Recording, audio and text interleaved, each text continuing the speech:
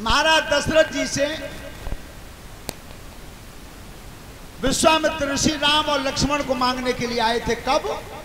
जब वो दुष्ट यज्ञ नहीं होने देते थे, वो पापी यज्ञ नहीं होने देते थे। तो भगवान राम और लक्ष्मण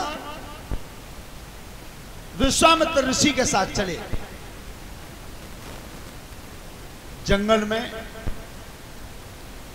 ताड़का का वध किया, मारीच को 100 योजन दूरी पर फेंका भगवान राम ने एक ही बाण से। गौतम ऋषि की जो नारी थी अहिल्या, वो पति के श्राप से, सुनो बच्चे बात बंद कर दो, पति के श्राप से पत्थर बन गई थी। एक तो प्रमाण यह है कि पत्थर की शिला बन गई थी। दूसरा विद्वानों का यह मत है कि दोनों में इतना झगड़ा हो गया था, कोई किसी से बोलता नहीं था और ऐसे रहती थी अहिल्या मानो कोई पत्थर की मूर्ति खड़ी कर दी, कुछ नहीं बोलती थी। तो भगवान राम ने गौतम ऋषि और अहिल्या का आपस में मेल कराया। दूसरा मत है विद्वान का, पैर को छुआ करके उससे पत्थर से नारी बनाया।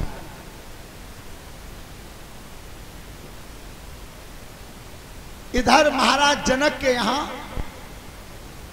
स्वयंवर हो रहा था। सीता नाम की जो लड़की पैदा हुई थी,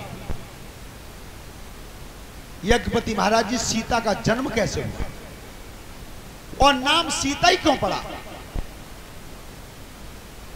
ध्यान देकर के सुनिए। एक बार जब दुष्ट रावण ने सबसे कर ले लिया था, कोई नहीं बचा, सबके यहां से कर आता था रावण के यहां, तो उसने दूतों से पूछा कि कोई बचा तो नहीं है जिसने कर ना दिया हो। महाराज महात्मा रह गए और तो सबने दे दिया, तो संत रह गए। तो काउदना पे संत हुए जाके सामने कंगे छाती ठोंके के हम पे तो ना ले लो, तो छोड़ो ही नहीं मत। ध्यान रखना, उस समय दुष्ट रावण ने और संत महात्माओं के संग में कर्म कौन सा कर रहा है। जैसे ही चढ़ाई की है तो महात्मा बोले कि महाराज हमारे पास है ही क्या, केवल शरीर में खून है, खून के अलावा कुछ नहीं। तो रावण ने की तो खून है तो खून ही दो, पर बाकी नहीं रहोगे तुम। क्या किया है?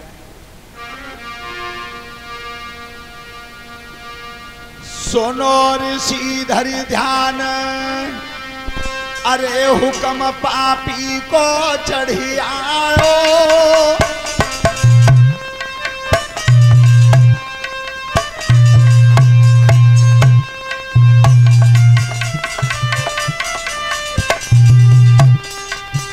और दीनी दया विसार खून संतन को खिंचवायो।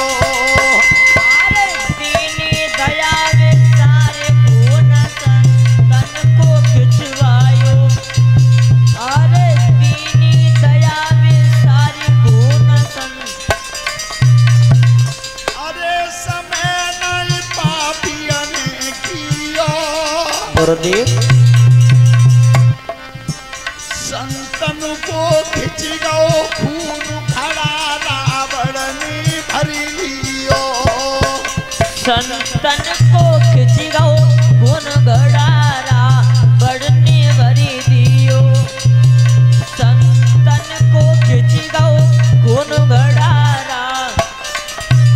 जैसे संतों का खून खिंचवाया है और घड़ा भरवाया रावण ने, तो वे सब महात्मा बोले अरे खून दिया जहां पे जावे वो, और सुन बेरी दे ध्यान ना सुकुल को है जावे वो, अरे सुन बेरी दे ध्यान ना सुकुल को है जावे वो, अरे सुन बेरी धरि ध्यान ना सकुल। महाराज परीक्षित जी, ये संतों ने सांप लगा दिया। क्या ये हमारे शरीर से जो खून खिंच के जा रहा है, अरे रावण, यही खून तेरे नाश का कारण बनेगा। आपने सुना होगा, कोई जब गलत काम करता है तो ये कहावत सामने आती है कि अब इतने पाप को घड़ा भरो ना है। ये सबसे पहली कहावत यहां से शुरू हुई है। उस दुष्ट रावण ने अंतिम सीमा तोड़ दी, संतों के खून से घड़ा भरवा दिया। अब उसने सोचा कि महात्मा ने जी कहिएगा जी खून हुई नाश को कारण बने हो। सोच समझ के दस कंधर ने करमी लीनो घड़ा उठाई। राजा जनक ते पैर परो, जनक सीम में दो गढ़वाई।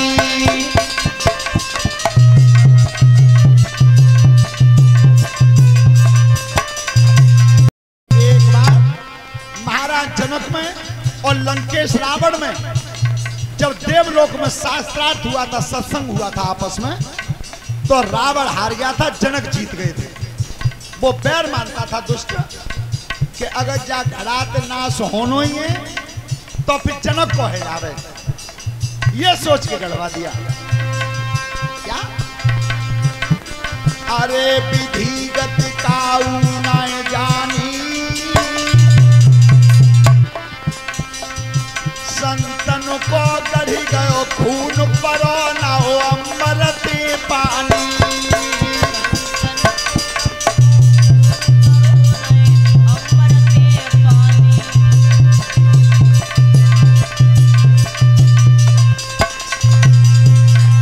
राजन परीक्षित, वो खून जब जनक की सीमा में गड़ गया था, पानी नहीं बरसा।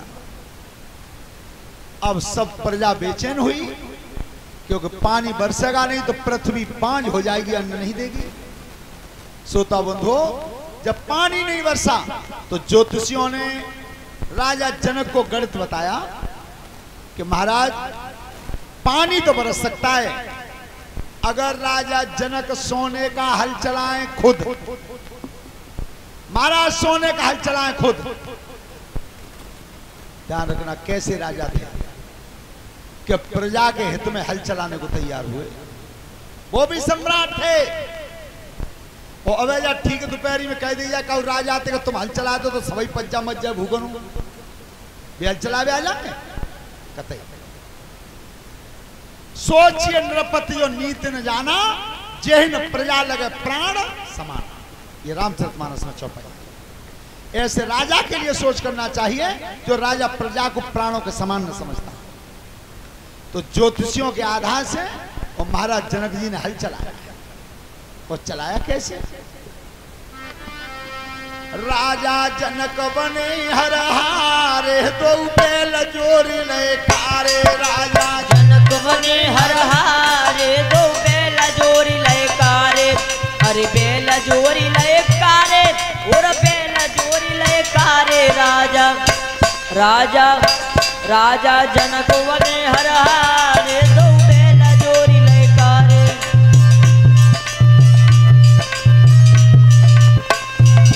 अरे काहे को हरुला बनो और काहे की पनिहारे। काहे को हरुला बनो और काहे की पनिहारे।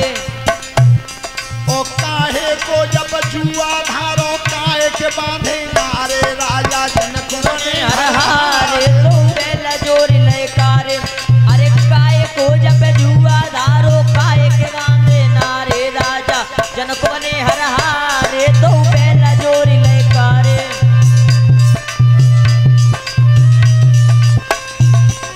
सोने को हरुला बनो और चांदी की पनिहारे।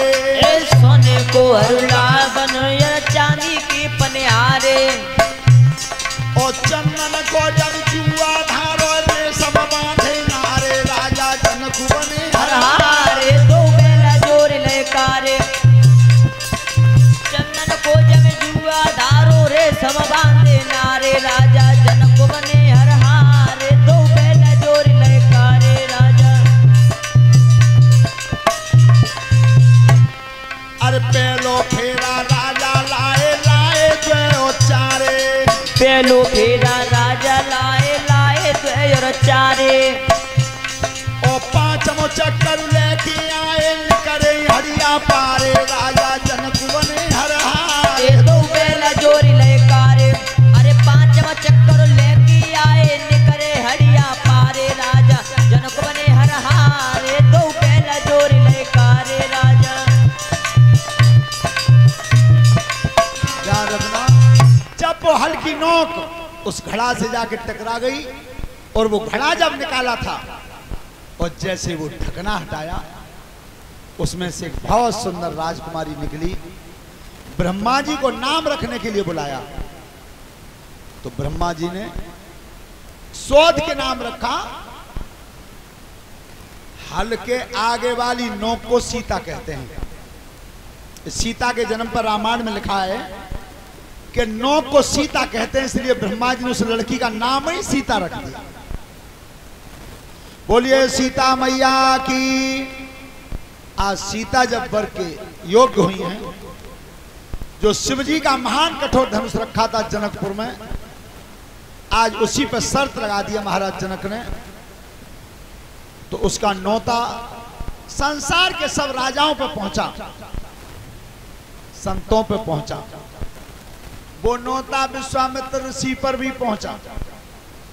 तो राम और लक्ष्मण को लेकर के आज विश्वामित्र ऋषि वहीं आए। सब राजा महाराजा ठहरे हुए थे। श्रोता बंधु, आज जनकपुर में राम आए। राम कैसे?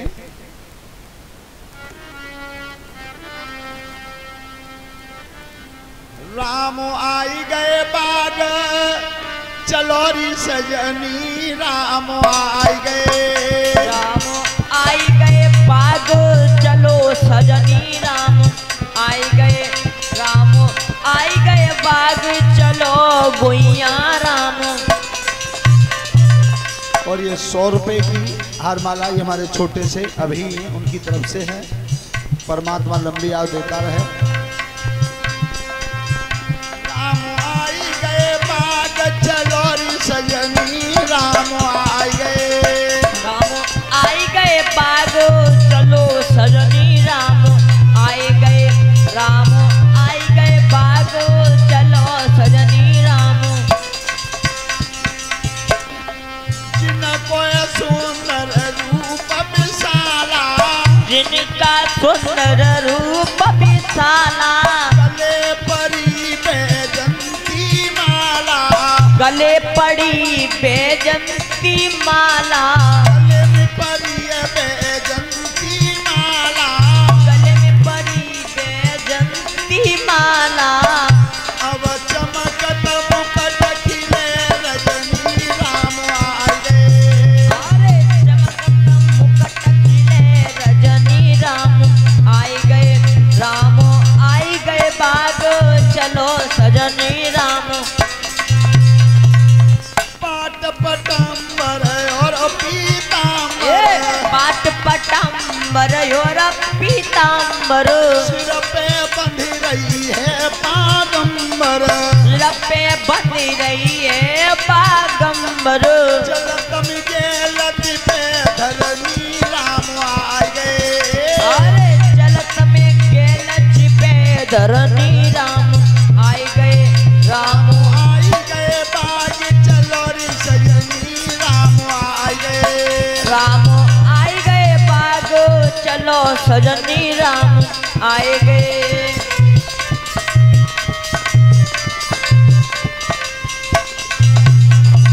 मन में कहीं मिथिलेश कुमारी, मन में कहीं मिथिलेश कुमारी, सब सखियन ते अरज गुजारी, सब सखियन से अरज गुजारी।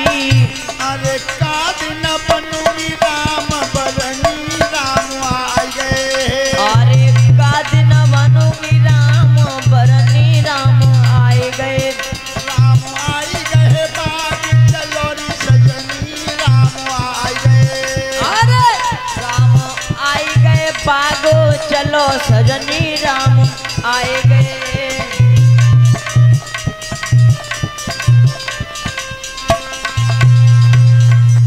ध्यान रखना, आज गुरुजी ने कहा है कि बेटा राम तुम और लक्ष्मण दोनों फूल तोड़ लाओ मेरे लिए पूजा के लिए। तो आज राम और लक्ष्मण जब दोनों फूल तोड़ने गए हैं और पुष्प वाटिका में पहुंचे, उसी पुष्प वाटिका में सीता जी आई हैं सखियों के संग।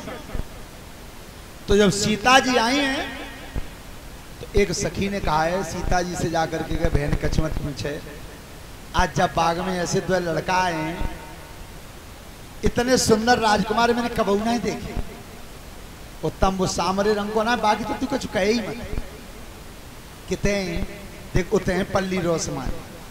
ध्यान रखना, जैसे ही सखी ने सीता जी से कहा है और सीता जी चली हैं राम की तरफ। क्या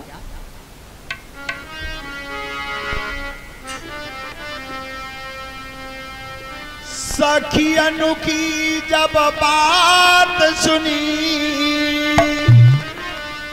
अरे जब कदम सिया ने धारे हैं, अब कदम सिया ने धारे हैं, पलक खोल की देख रही नैनन पे राम निहारे हैं।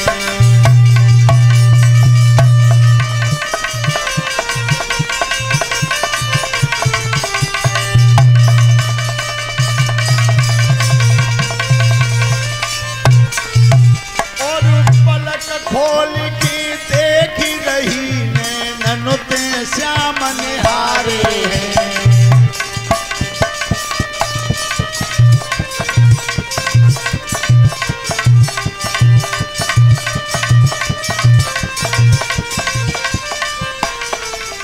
अरे सूरत देखी सीता ने, वो दिल में गई समाई है, वो दिल में गई समाई है, और अपने मन में भजन करे में इन्हें ले अपनाई है।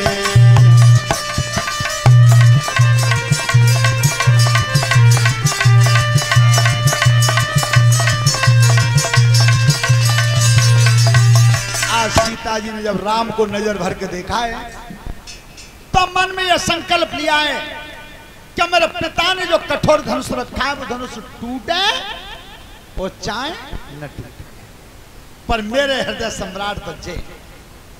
ध्यान रखना, मन का संकल्प हो गया, लेकिन फिर भी कर्म करना जरूरी है, कर्म करना पड़ेगा।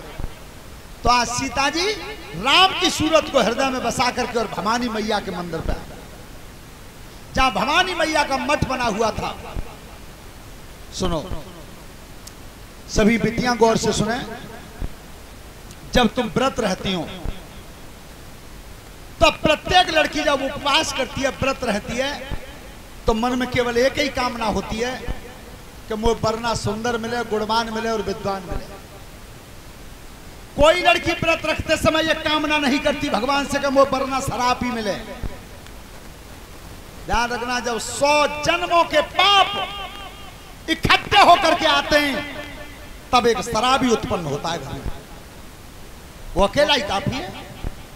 तुम 20 आदमी कमाए हुए भाई बने रहो घर में, वो अकेला ही काफी है। तुम्हारे 20 आदमी की तखरिया बराबर कर दे रहे हो।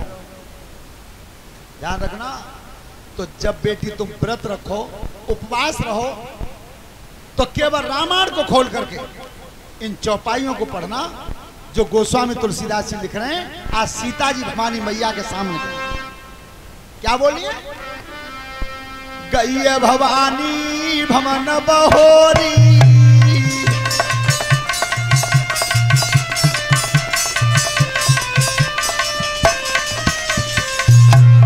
गई भवानी भवन बहोरी, पंथ चरण बोलिए कर जोरी।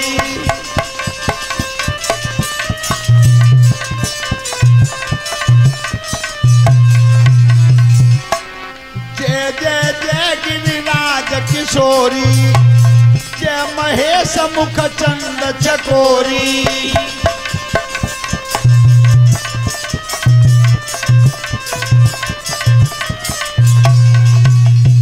जय गज बदन सदानन माता, जगत जनन दामिनी दुति गाता।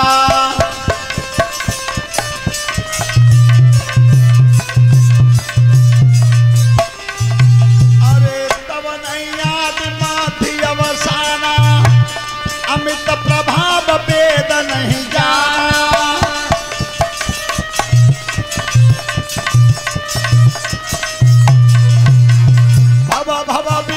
पराभवकारिणी ओ विश्व विमोहन स्वस विहारिणी।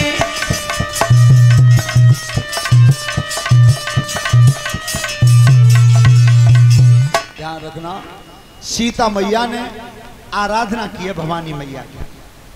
इन चौपाइयों को पढ़ना, मनोकामना पूरी हो गई। लेकिन ध्यान रखना, पत्थर की मूर्ति कहीं बोलती नहीं है। लेकिन अगर भावना सच्ची है और प्रेम सच्चा है तो उसका नतीजा क्या लिखा है तुलसीदास जी ने? बिने प्रेम बस और भैया भवानी, खसी महाल मूर्ति मुस्कानी। राम सिया राम बोलो, राम जय जय। राम सिया राम बोलो। सुन सिया सती आशीष हमारी, पूजहि मनोकामना तुम्हारी। राम सिया राम बोलो, राम जय जय। राम सिया राम बोलो। ध्यान रखना, सुन सिय सत्य आशीष हमारी और पूज है मनोकामना तुम्हारी। जहां तुम्हारी इच्छा पूरी होगी। श्रोता बंधु, अब परीक्षित महाराज जी जे नई नई उम्र के बालक कहें जे पीरे मुँह छनवाए के शास्त्री लड़किन तो तुमने बता दी। अब हम का पढ़े था तो बहु मलू को मिले। तुम्हारे लिए भी लिखा है। तुलसीदास जी ने कोई पहलू छोड़ा ही नहीं जिसके लिए लिखा नहीं। क्या जब राम और लक्ष्मण फूल तोड़ के लाए और गुरुजी के हाथ में फूल दिए, एक बार महाराज जनक में और लंकेश रावण में जब देवलोक में शास्त्रार्थ हुआ था, सत्संग हुआ था आपस में, तो रावण हार गया था, जनक जीत गए थे। वो बैर मानता था दुष्ट कि अगर जा घरात नाश होनो ही है तो फिर जनक को है आवे। ये सोच के गड़वा दिया। क्या?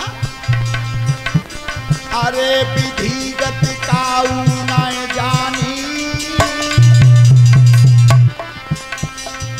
संतन को गढ़ी गयो खून परो न हो अमृत पानी।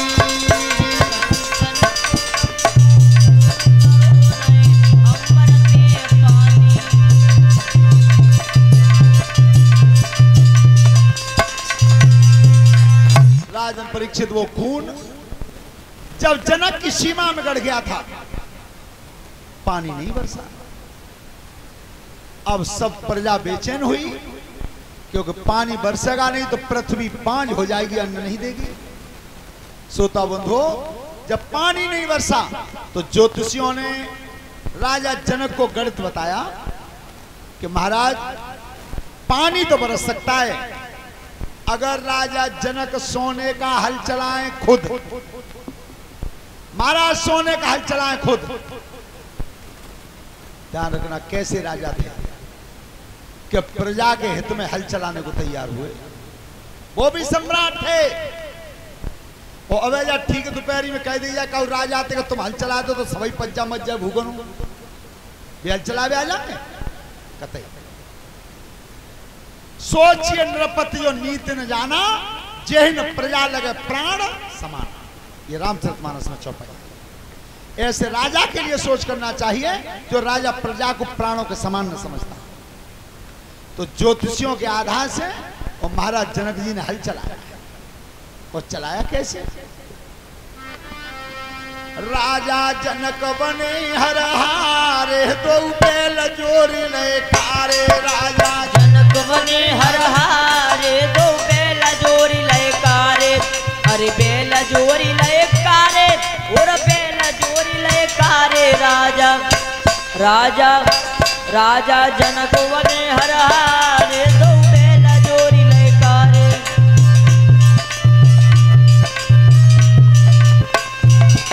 अरे काहे को हरुला बनो और काहे की पनिहारे, काहे को हरुला बनो और काहे की पनिहारे। ओ काहे को जब जुआ धारो काहे के बांधे नारे, राजा जनक वने हर हारे दो बेल जोरी लयकारे। अरे काहे को जब जुआ धारो काहे के बांधे नारे, राजा जनक वने हर हारे दो बेल जोरी लयकारे।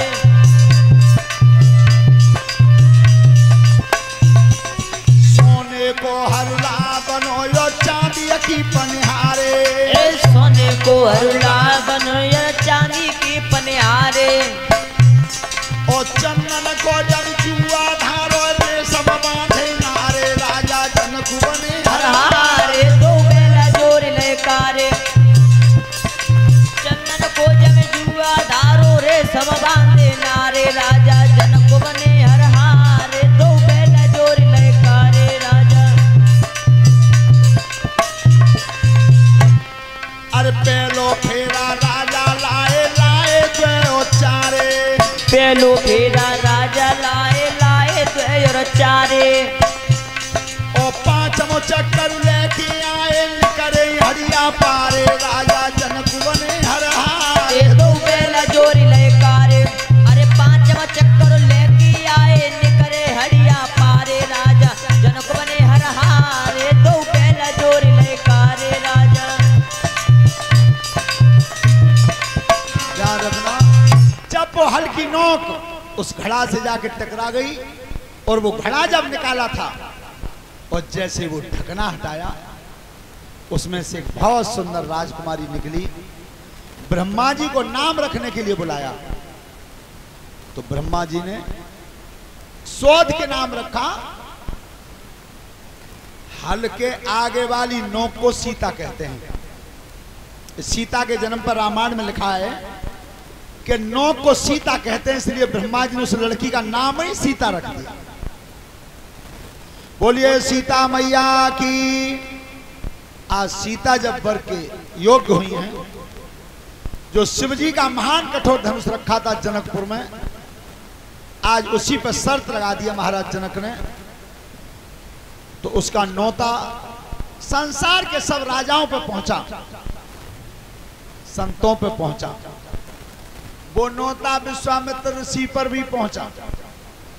तो राम और लक्ष्मण को लेकर के आज विश्वामित्र ऋषि वहीं आए। सब राजा महाराजा ठहरे हुए थे। श्रोता बंधु, आज जनकपुर में राम आए। राम कैसे?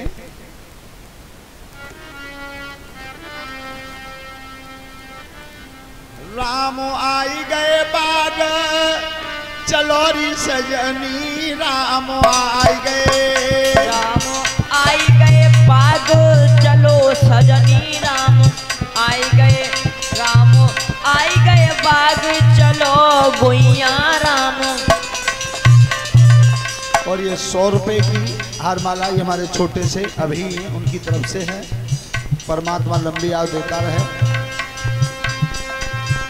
राम आई गए बाग चलोरी सजनी, राम आई गए। राम आई गए बाग चलो सजनी, राम आई गए। राम आई गए बाग चलो सजनी, राम। जिनको सुंदर रूप विशाला, जिनका सुंदर रूप विशाला, गले परी बैजंती माला, गले पड़ी बेजंती माला, गले में परी बैजंती माला, गले में पड़ी बेजंती माला। अब चमकत मुकुट खिले रजनी, राम आ गए। अरे चमकत मुकुट खिले रजनी, राम आई गए। राम आई गए बाग चलो सजनी, राम।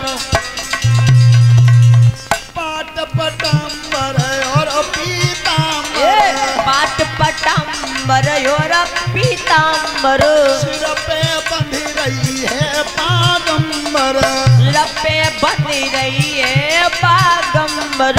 चलत में गेलत पे धरनी राम आ गए, अरे चलत में गेलत पे धरनी राम आए गए, राम आई गए बाग चलोरी सजनी राम आ गए, राम आए गए बाग चलो सजनी राम आए गए।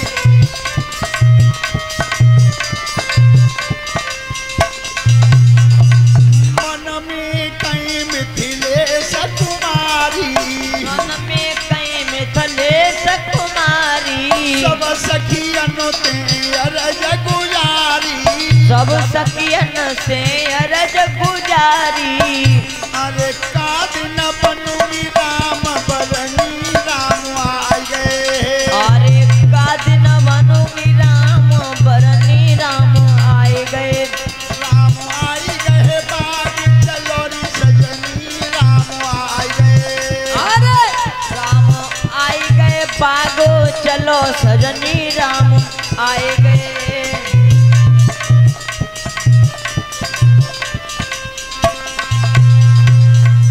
ध्यान रखना, आज गुरुजी ने कहा है कि बेटा राम तुम और लक्ष्मण दोनों फूल तोड़ लाओ मेरे लिए पूजा के लिए।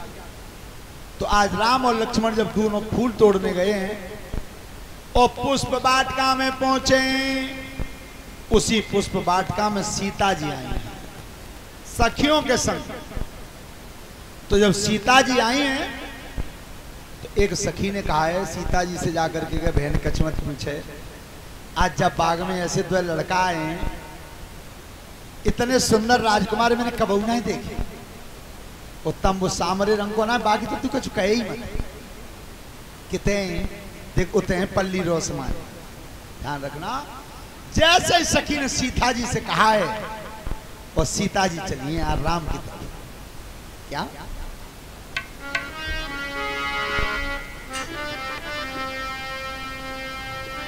सखियनु की जब बात सुनी,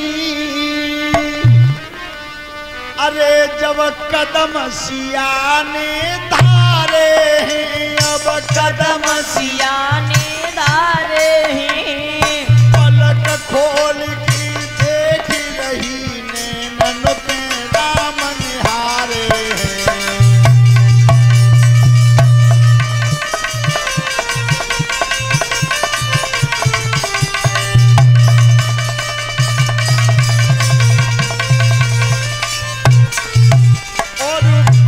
खोल की देख रही नैनन पे श्याम निहारे हैं।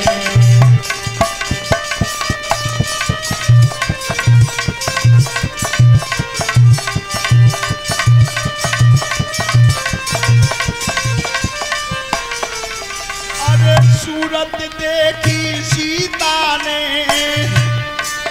वो दिल में गई समाई है, वो दिल में गई समाई है, और अपने मन में भजन करे में इन्हें ले अपनाई है।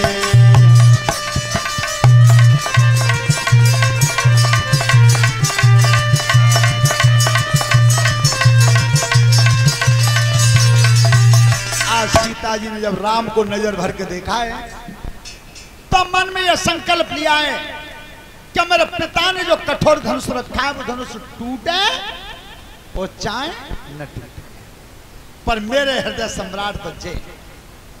ध्यान रखना, मन का संकल्प हो गया, लेकिन फिर भी कर्म करना जरूरी है, कर्म करना पड़ेगा। तो आज सीता जी राम की सूरत को हृदय में बसा करके और भवानी मैया के मंदिर पे आ, जहां भवानी मैया का मठ बना हुआ था। सुनो सभी बेटियां, गौर से सुने, जब तुम व्रत रहती हो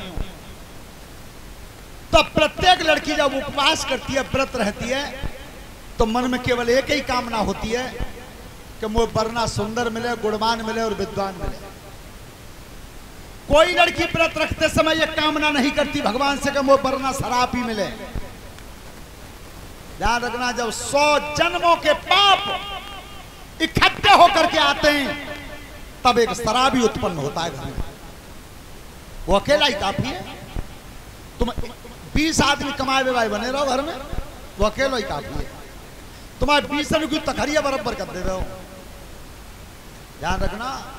तो जब बेटी तुम व्रत रखो, उपवास रहो, तो केवल रामायण को खोल करके इन चौपाइयों को पढ़ना जो गोस्वामी तुलसीदास जी लिख रहे हैं। आज सीता जी भवानी मैया के सामने क्या बोलिए, गई भवानी भवन बहोरी,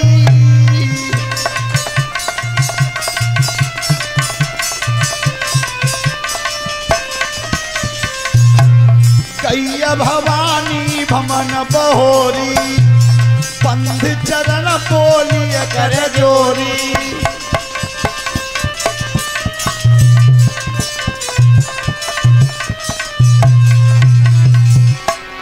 जय जय जय गिरिराज किशोरी, जय महेश मुख चंद चकोरी।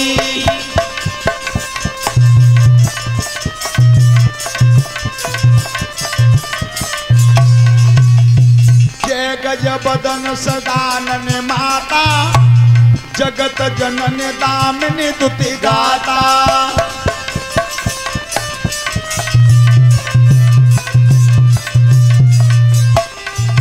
अरे तब नैयाद माथि अवसाना, अमित प्रभाव वेद नहीं जाना।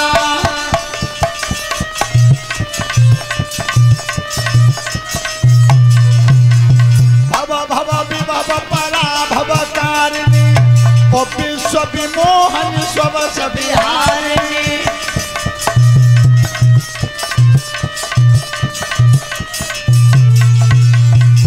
ध्यान रखना, सीता मैया ने आराधना की है भवानी मैया की। इन चौपाइयों को पढ़ना, मनोकामना पूरी होगी।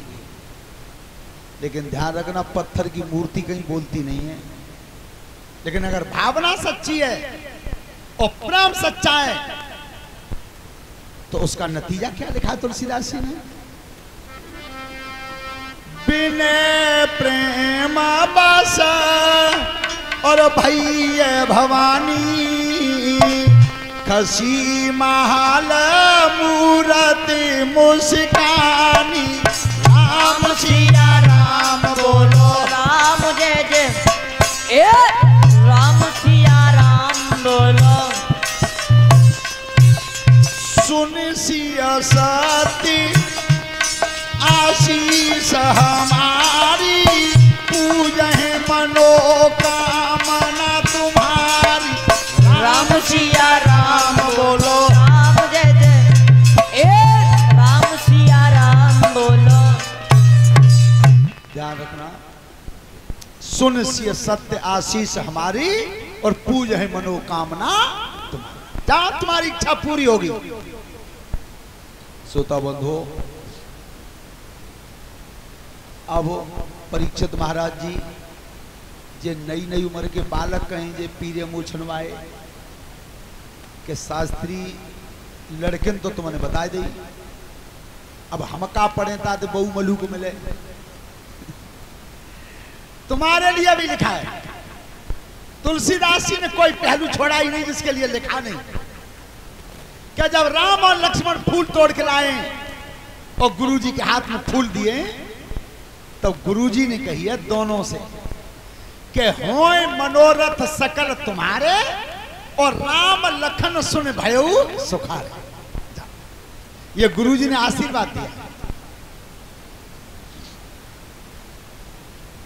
यज्ञपति महाराज जी, फौजी हम तुम्हारे मकान पर रुक रहे हैं, बीड़ी सिगरेट गुटखा शराब इस पे हम ज्यादा पाबंदी लगाते हैं बच्चों के लिए कथा में। तो कुछ लोगों ने ये कहना शुरू कर दिया कि बीड़ी तो पप्पू पियते हैं पर रात को 1 बजे पियते हैं। बारे भैया निगरानी खूब करी है? तो 1 बजे बीड़ी पियत होंगे तो ऐसे कहते 2 बजे शराब पियत होंगे। तो फौजी ने जगत रही हो देखते रही हो कि पप्पू बीड़ी कितने खन पियता शराब कितने खन पियता। धन्यवाद है। आरोप लगाने वालों को कितना बड़ा धन्यवाद है कि अच्छा एक बार बताओ, 1 बजे जरूरत पड़ती है बीड़ी की।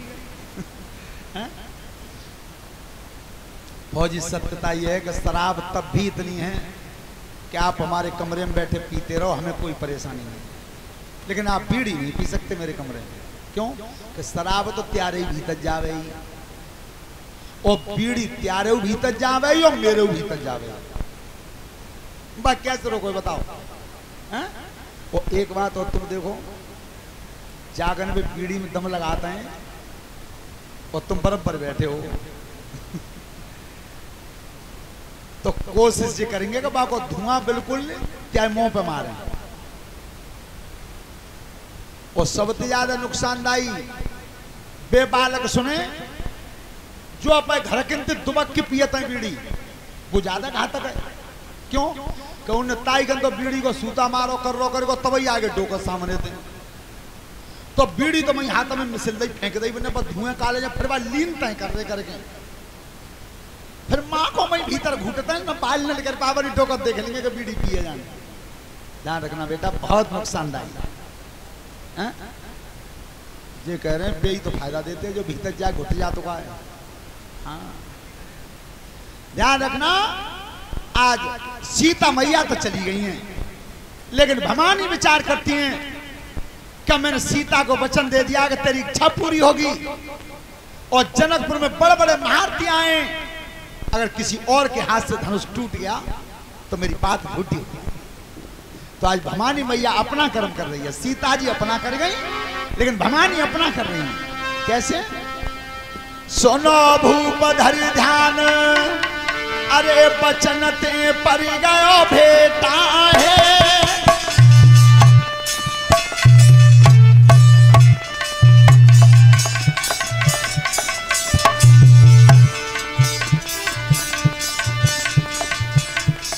अरे बचन ते पर गयो भेटा है, और सोच समझ की मात बुलाई गयो अपनो बेटा है। अरे सोची समझ के मात बुलाई लो अपनो बेटा है। किसने बुलाया? गणेश को। मैया ने आज गणेश को बुलाया है। बेटा इधर आओ, बोलो मैया। अरे चलो तू जनकपुरी जाइए, और रंग भूमि में धनुष धनुष के ऊपर जम जाइए। अरे रंग भूमि में धनुष धनुष के ऊपर जम जाइए। बेटा रंग भूमि में धनुष धनुष के। फौजी तुम्हारे पिताजी को क्या नाम हो? राम भाई, नाम कितना बढ़िया।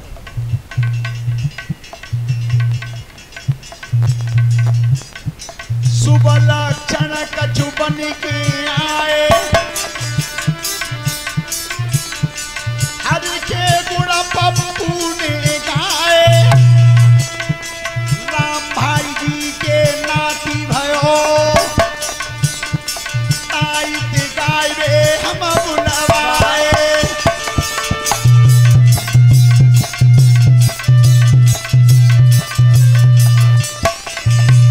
अरे अंगद सिंह और गीता देवी, इनको ले गो करमुल बेटा। अरे किस्मत जग गई केला मई में, सुंदर घर में जन्मो बेटा।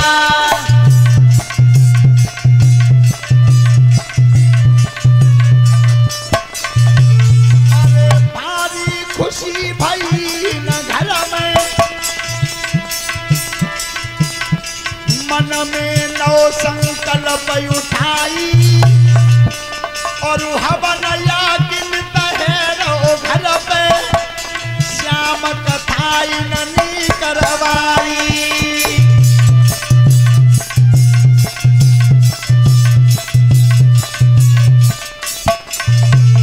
आज गणेश जी से कहा है कि बेटा तुम चले जाओ, और रंग भूमि में जो धनुष रखा है उस धनुष के ऊपर बैठ जाना, काहुआ तो दिखियो मते, और कोई कितनों जोर मारा धनुष उठे नहीं। जैसे गणेश भगवान चले, मैया ने की लला एक बात और है कि कौन सी? धनुष उठे नहीं, अगर किसी के बल से उठ गया तो तेरी मैया का वचन झूठा हो जाएगा। मैया चिंता मत करो, तुम एक एक की कह रही हो, वो बैठ तो जानते हो, जितने वीर खिट्टे भाई हो मैं सब मिल के उठावे, तब भी नहीं हिलने दूंगा।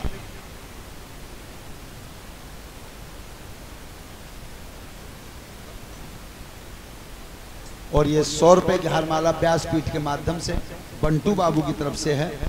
परमात्मा लंबी आयु देता रहे, सतमार्ग पर ले जाता रहे। लेकिन जैसे ही गणेश जी चले, और तब महतारी की बेटा जा तो रहे हो, जल्दी पर एक वचन ध्यान रख लियो। कौन सा? कि जाकन राम उठ के आवे, उसी समय धनुष को छोड़ दो, चले। तो गणेश जी जाकर के धनुष पर विराजमान हुए।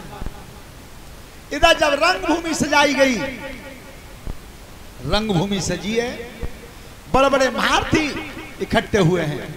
राजा जनक का आदेश हुआ है कि जो कोई इस महान धनुष को तोड़ेगा, सीता उसी के गले में बरमाला डाल देंगे। राजन परीक्षित सब राजा मन करके उठे हैं और मन में भजन कर रहे हैं। भगवान करे गंगा जी नहाएंगे, सब दई देवता पुजवा देंगे, खीरी चढ़वा देंगे, सोमवार ऊपर हम पे ही टूट जाए। अब जिना मालूम है सब देवतन को देवता जो आएगो भाई लाइन में नंबर आवे हो कहाँ? राजन परीक्षित का तोरे का सके उठाई, तिलवर भंग न सके छुड़ाई। एक एक करके जब बलहीन हुए सब सम्राट, तो लिख रहे हैं गोस्वामी तुलसीदास श्री रामचरितमानस में क्या? शेष भूप दस ये कई बारा,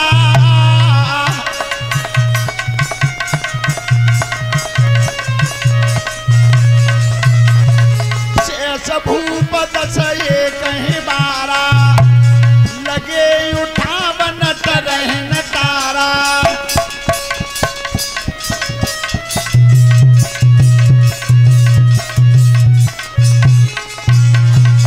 दिगन शंभु सरासन कैसे, ओ कामी बचन सती मन जैसे।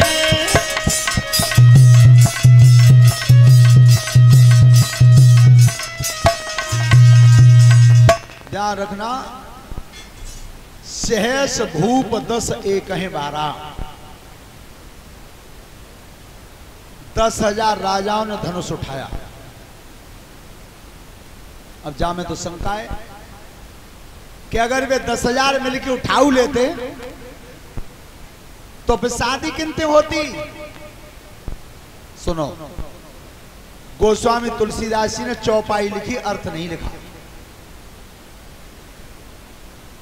प्रथम संकेत है कि सहस भूप 10 एक है 12, 10,000 राजाओं ने मिलकर उठाया। दूसरा संकेत कि सहस भूप 10 एक है 12, पार शब्द दिन के लिए, एक दिन में उठाया। और तीसरा संकेत है सहस भूप 10 एक है 12, 10,000 राजाओं ने धनुष उठाया, केवल एक ही बार, दूसरी बार नंबर किसी का नहीं। लेकिन चौथा संकेत और लिखते हैं कि सहस्त्र शब्द लिखा है बाणासुर के लिए और 10 शब्द लिखा है रावण के लिए। लेकिन रावण ने तो धनुष छुआ भी नहीं, बिल्कुल नहीं छुआ। धनुष न उठने का एक कारण और है, लड़की पर सबसे ज्यादा प्यार कौन करता है बताओ? बेटी पे महतारी, मां करती है। और धरती की सीता है, तो सीता की मां कौन है? धरती। तो आपने देखा है कि जब तेल को ऊपर फेंकते हैं तो वो कौन सा धरती का बल होता है जो नीचे को खींचता है? कौन सा? बहुत सा गुरुत्वाकर्षण बल होता है वो। तो पृथ्वी ने इतने जोर से धनुष को पकड़ लिया कि कि कोई वीर फिर हिला नहीं पाया, क्योंकि पृथ्वी कहती है कि मेरी बिटिया के मन में जब राम बस गए तो धनुष छूटेगा ही तब जब राम उठ के आएंगे धनुष को पकड़। अब जब सब राजा बलहीन हुए तो जनक महाराज दुखी हुए और जनक महाराज खड़े होकर के बोले अपने आसन से, क्या क्वारी धी रही, अरे क्वारी लली रही के बिरथा पे धनुष की ठानी, क्वारी लली रही बिरथा पे धनुष की ठानी, क्वारी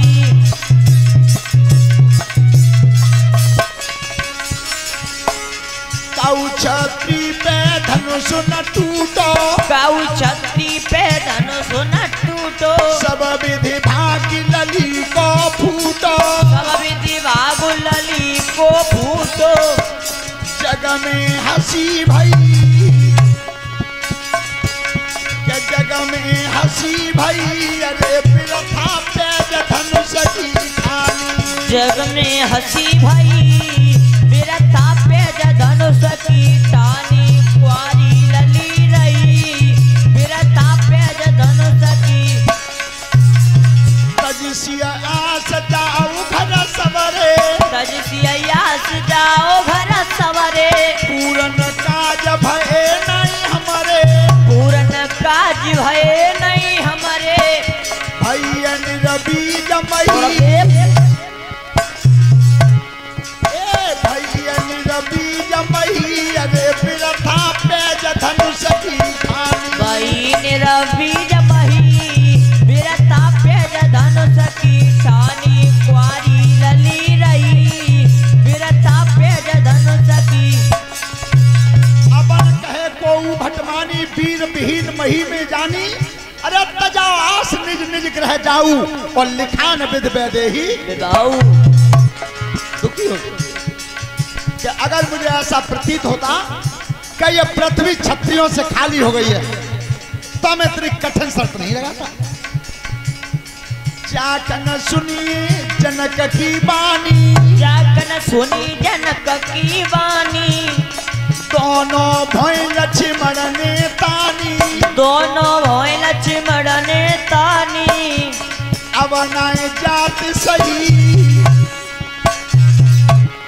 अब नाय जात सही, अरे बिरथा पे धनुष की ठानी, अब नए जात सही बिरथा पे धनुष की ठानी, क्वारी लली रही बिरथा पे धनुष की। जनक महाराज ने कहा कि अगर मुझे ऐसा पता होता क्या यह पृथ्वी वीरों से खाली हो गई है तो इतनी कठिन शर्त नहीं लगाता। जो लक्ष्मण के कान में आवाज पड़ी एकदम क्रोध में आकर के खड़े हो गए, जनक राज सुनो, एक धनुष के पीछे और तुमने पूरी पृथ्वी को और क्षत्रियों से खाली बताया है, तो क्या बोले शेष अवतार लक्ष्मण क्रोध में, सबरे फनकाली के काटू कुलहाल मचाए दू धरातल में, और खींच गिला तमहिया में मारू तो धरती जाएगी रसातल में।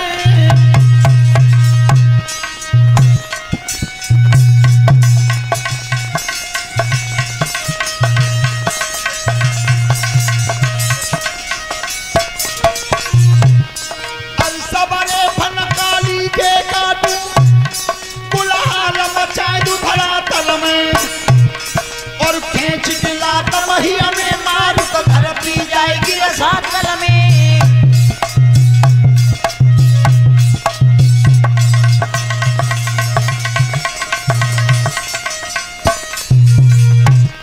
और एक धनुष की कहा गई भूमंडल हाथ धरू पल में, और कोई छपरी हथुनाई जो समर उठ जाए लड़दल में।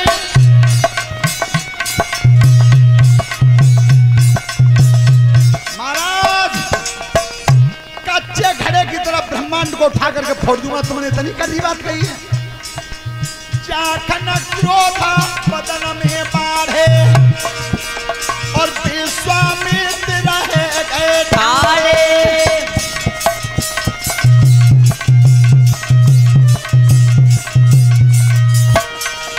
एकदम विश्वामित्र ने आकर के कहा, बेटा लक्ष्मण बैठ जाओ। अरे वही तो तुम्हारे बड़े भैया रामू ही बैठेंगे। तो देखो रामायण बताती है, अपने से बड़े बैठे हों तो छोटों को उनके सामने कम बोलना चाहिए। गुरुजी बात वो नहीं है, बात तो जय जमुना है भाई कि जनक महाराज जी कह रहे हैं कि पूरी पृथ्वी खाली हो गई है क्षत्रियों से। तब कही बेटा लक्ष्मण तुम तो बैठ जाओ। अब राम को इशारा दिया, राम तुम चलो। जनक महाराज का दुख हरण करने के लिए राम तुम चलो। आज जैसे ही राम उठ के चले, ध्यान रखना मन ही मन गुरु को प्रणाम किया, मन ही मन। क्यों? विश्वामित्र तो सामने खड़े हैं। मन ही मन प्रणाम किया है कुल गुरु वशिष्ठ को, कुल गुरु वशिष्ठ को, जो उस समय अयोध्या में थे। और जैसे राम उठ के आ रहे हैं, बड़ी बूढ़ी दुकरियां कह रही हैं, भगवान सीता लाग बरना तो जे पर जिका उतरत या धनुष की पेज न होती तो मेल तो जा बालक खा रहा। एक नजर भर के सीता को देखा है और एक नजर भर के राम को देखा है। तो सीता जी को देख करके आज बुढ़िया माता कई का रहे। कैसे? ललिया के दो रसीले नैना, ललिया के दो रसीले, ललिया के दो रसीले नैना, ललिया के दो रसीले नैना।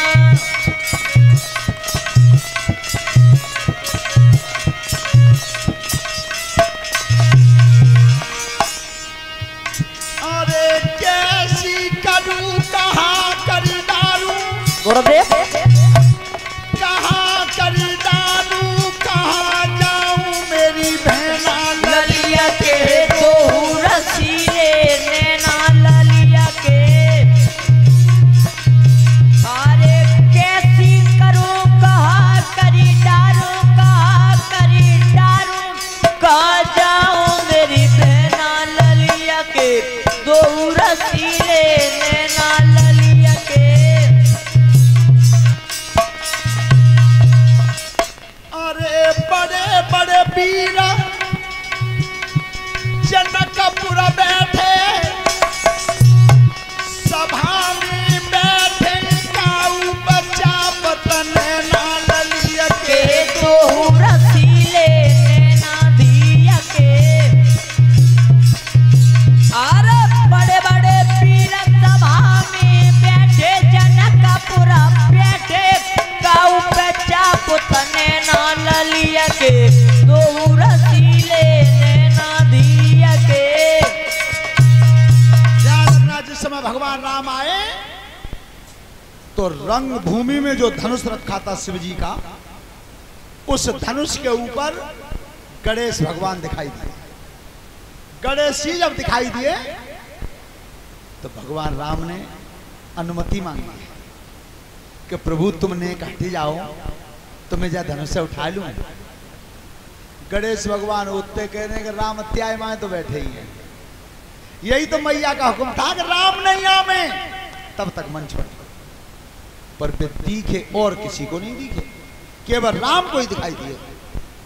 जैसे गणेश भगवान हटे, अब राम खड़े हुए हैं धनुष के सामने। सुनो सब ध्यान से, बच्चों बात मत करो, इतने ज्यादा बात करते हो तुम, इतने बीच में।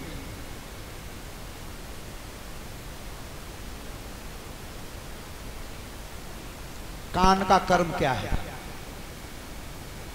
कान का काम है सुनना, और नाक का सूंघना, जीभ का स्वाद चखना, और आंख का देखना। जब आंख का कर्म ही है देखना, उस दिन भगवान की वो माया हुई कि आंख देखी रही और दिखो नहीं। आप कहां चली गई?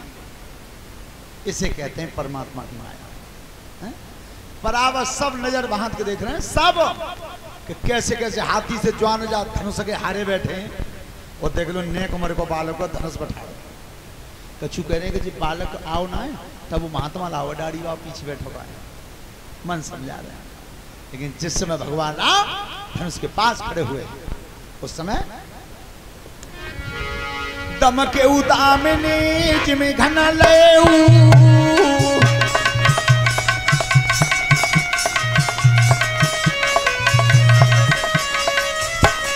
दमके उदामिनी जिमे घन लेऊ, तब पुनि धनु मंडल सम भयऊ।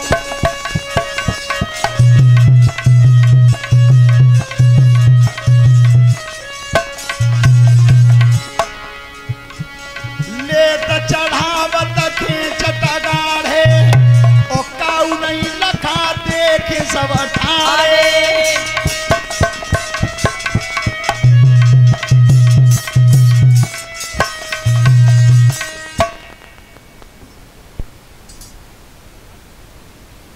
और श्रीमान सरनाम सिंह जी की तरफ से एक हारमाला से हमें सम्मानित किया है और 10 रुपए हमारे शास्त्री मंडल को दिए हैं। परमात्मा सुख समृद्धि देता रहे, धन्यवाद। ध्यान रखना, लेत चढ़ावत खेचत गाढ़े काऊ नहीं लखा देखे सब ठाड़े।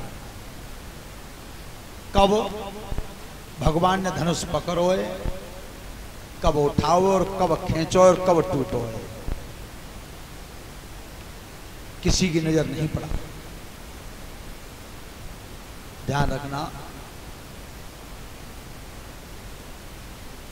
जिस समय धनुष तोड़ा था ते ही क्षण राम मर्द धन तोड़ा, धनुष टूट। जनक महाराज की खुशी का ठिकाना नहीं रहा।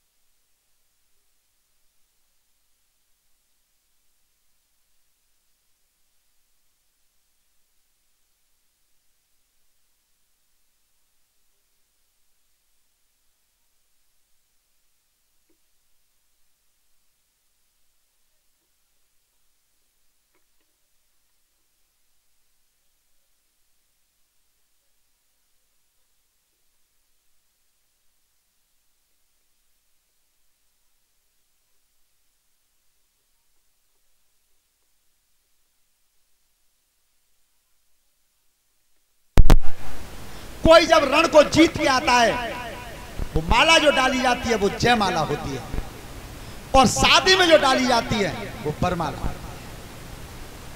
और भगवान राम के विवाह की तस्वीर लाना खरीद के, अब की बात दिवाली आवे तब, और तब तुम देखियो कि सीता और राम कहां खड़े हैं।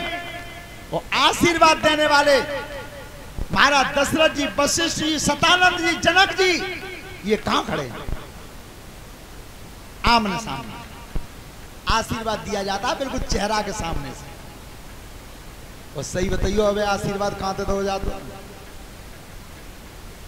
वरना वरनी बैठे कुर्सी पे और आशीर्वाद ठाड़े पीछे, और पीछे दो बात करते हैं। आशीर्वाद नहीं है वो, बेशरमबाद है वो, मैयर है वो। ठीक चेहरा के सामने से आशीर्वाद दिया जाता है। क्यों? क्या परीक्षित जी, जो आशीर्वाद की किरणों का बल निकलता है वो हमेशा इस हाथ की हथेली की रेखाओं में से निकलता है, हथेली की रेखाओं में से। और जाता कहां है? चेहरा में, तो हथेली चेहरा के सामने होनी चाहिए आशीर्वाद देते समय, और वो हथेली रहेगी पीछे, तो आशीर्वाद कहां रहा? वो देखिए तुमने, शादी हो गए तो पहले तो वो मंच सजाई जाते, सवई अभद्रता मई है जाते, बस लड़की का तमाशा बना दिया जाता है, और फिर ससुर साहब जी कहेंगे बिच्चो बहु शर्म ना कर रही, चो शर्म तो मई टांगी आई गुटी पे, अब कहां रही?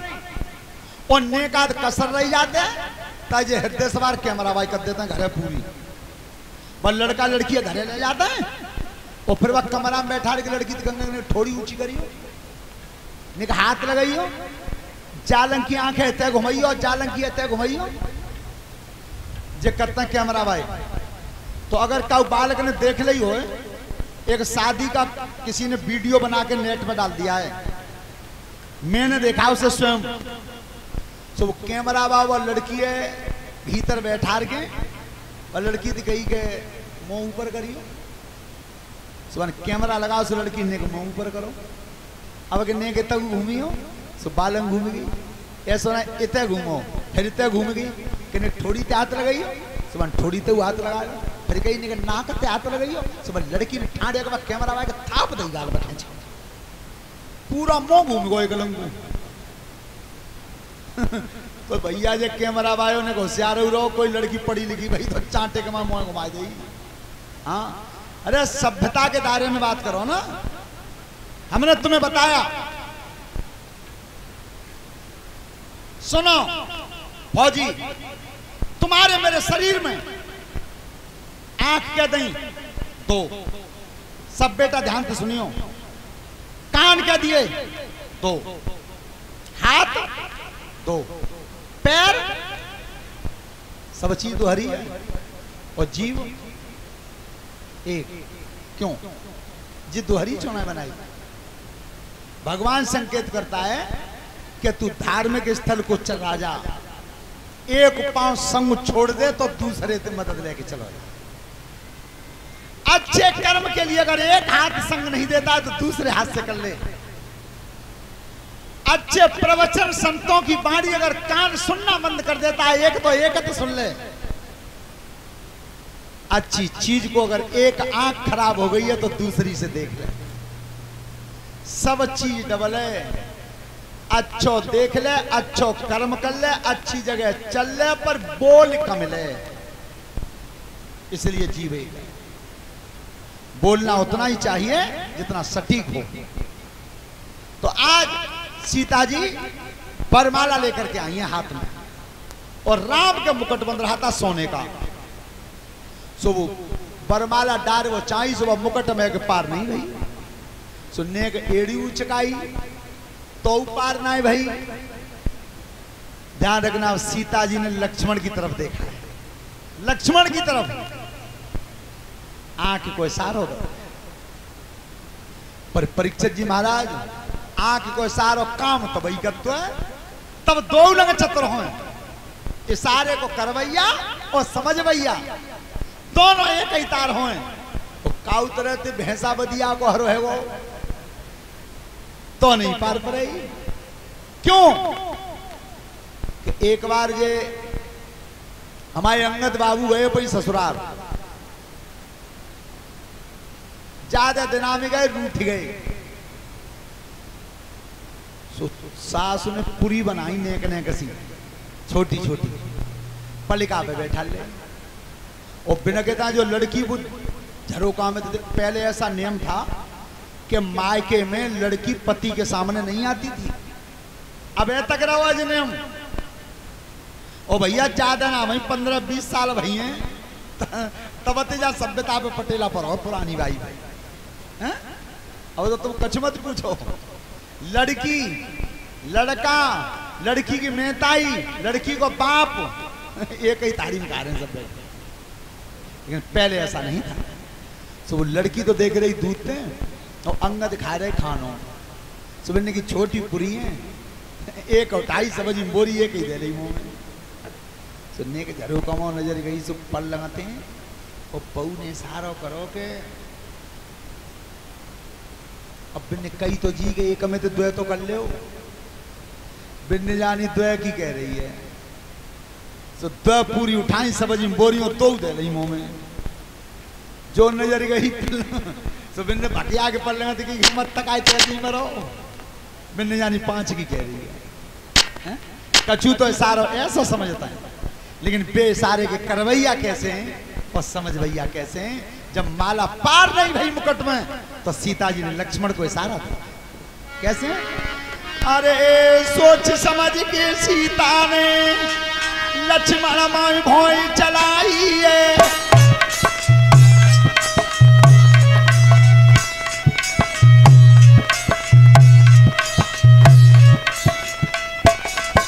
सोच समझ के सीता ने लक्ष्मण माऊ भोई चलाई है, और शेष अंश अवतार लयो तेरे फन पे भूमि जमाई है, और त्यारे फन पे भूमि धरी निक धरती देव उठा। इशारा किया सीता ने कि लक्ष्मण तुम शेष अवतारो, और जो धरती शेष के फन पे तो तुम नेक धरतियों का साथ तो मैं माला डाल दूं। ए लक्ष्मण समझ गए, पर लक्ष्मण ने कि मैया काम तो नहीं बने। क्यों? अरे लक्ष्मण जी ने जान लई और माता समझ में पाई है, और मेरे फन पे भूमि धरी जा धरती देव उठाई है, और जितनी सीता उठ जाएंगी और उतने उठ गए घुराई है। मैया ना काम नहीं बने, मैं जा धरती उठाऊं तो जितनी काया तुम्हारी ऊंची है जाए उतनी भैया राम की है जाए। पर चिंता मत करो मैया, माला मैं पहनवाऊंगा। क्या किया लक्ष्मण ने? अरे यहाँ पे भैया राम खड़े पानी में गिरे ढेराई है, और पैर पकड़ रहे रघुबर के सोई बैठी रहे रघुराई है, और जेठ भरी अज लक्ष्मण की और रहे अब राम उठाई है, और सोच समझ की लक्ष्मण ने सीता मां भोई चलाई है।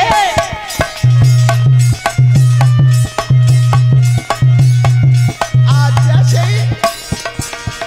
भगवान राम के पैर पकड़े लक्ष्मण ने नीचे झुके, राम ने की लक्ष्मण उठो ना, ये सीता माला लाई ठानी हो, तुम पाए पकड़े बैठे हो। पर लक्ष्मण ने पैर छोड़े नहीं, जैसे राम भैया पकड़ में झुके नीचे से लक्ष्मण ने सारो दे दो मैया जाते बढ़िया मोह नहीं।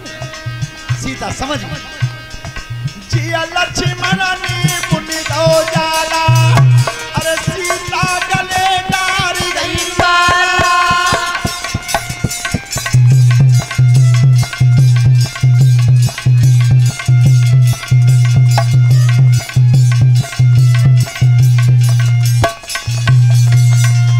ध्यान रखना सीता जी ने वो बरमाला डाल दी, महान खुशी हुई है। इधर परशुराम महेंद्रगिरी पर्वत पर तपस्या करते थे। परशुराम जी और जिस देखो सुनो फौजी मोबाइल तब भी था, पर वो मोबाइल केवल महान ऋषियों पर था जो तपस्या करते थे। अगर मोबाइल नहीं होता तो जनकपुर नेपाल में और समुद्र के किनारे महेंद्रगिरी पर्वत पर तपस्या कर रहे थे तो वहां तक खबर किन्नी दी। मोबाइल था, लेकिन ध्यान रखना उस समय का मोबाइल फायदेमंद था। आज बहुत बड़ा नुकसान कर रहा है।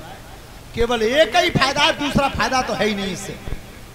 एक फायदा है कि अगर आप कहीं फंस रहे हैं दूर तो घर वाले तुम्हें सूचना दे सकते हैं कि तुम जल्दी घरे आ जाओ, जो काम है। जाके अलावा सब नुकसान ही नुकसान है, कुछ नहीं।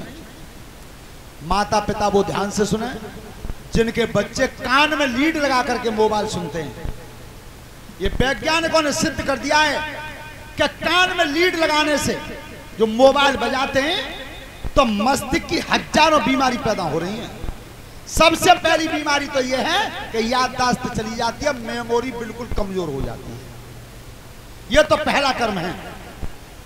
अब तुम देखो, हमें तो खुद ही हमारे संग रह रहे का इन्हीं की ना मालूम पर हमें ने आवाज दे रहे हैं। अब आवाज तो तब पड़ रहे तब सुन रहे हुए, हमें तो जो नहीं मालूम पड़ी कि वो लीड बज रही है बहुत जोतते कान में, इतनी जोतते बजाते हैं भीतर कि तुम किसी शब्द को सुन नहीं सकते हैं?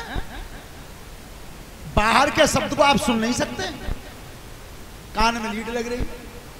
बाद में देखो जी बैठो जी पीछे जाते, मैंने की मुझे अलमारी पर चश्मा रखो जा उठा दिए तो सही बता रहे हैं फौजी प्यास गद्दी पे बैठे हैं, यानी चाय को गिलास पर पकड़ा दो मुझे, बताओ। अच्छा फिर मैंने की चश्मा दे दे, सुब्बू गिलास धर दो, फिर खाली गिलास दे दो। ये क्या है? पढ़ने वाले बच्चों के लिए बहुत घातक है। और दूसरी बात, कमी वो कर रहे हैं जो नेक नेक उम्र के बालक हैं, 4-4 साल के, तो मेहताई क्या कर रही है कि लला रोएगो तो वो मोबाइल चलाओ बनने खूब भाई लला हाथ में पकड़ा दो कर तो तक तू जाते खेल लिए, मैं काम ने बता दूँ। 1 घंटे तुम ही देख के दिखाओ, 1 घंटा नजर बांध के देखो कि आंख इनकी हालत क्या होते है। और वो नेक उम्र को बालक है वो मुंह तो चुपटा देख रहे हो। 1-1 घंटा ध्यान रख लियो, ऐसे बच्चों को 10 साल पर जाके चश्मा टेस्ट हो जाएंगे, चश्मा टेस्ट हो जाएंगे उनके। तो तुम उनके हितैषी सिखाओ।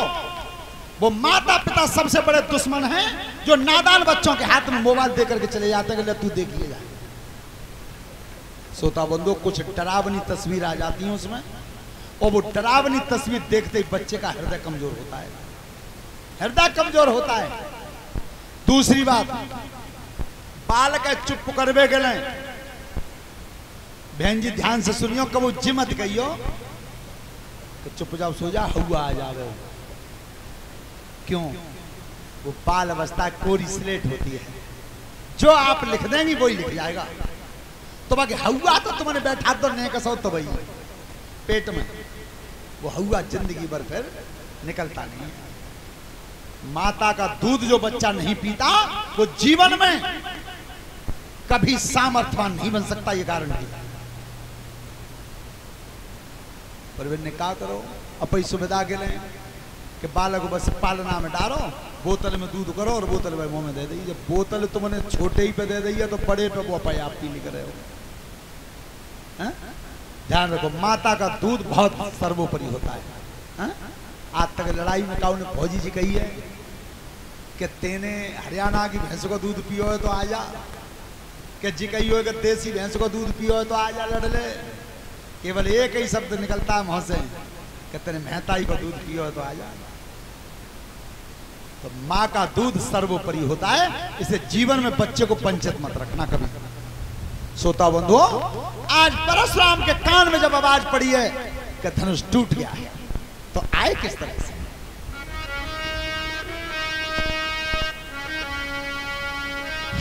और सभा मेरी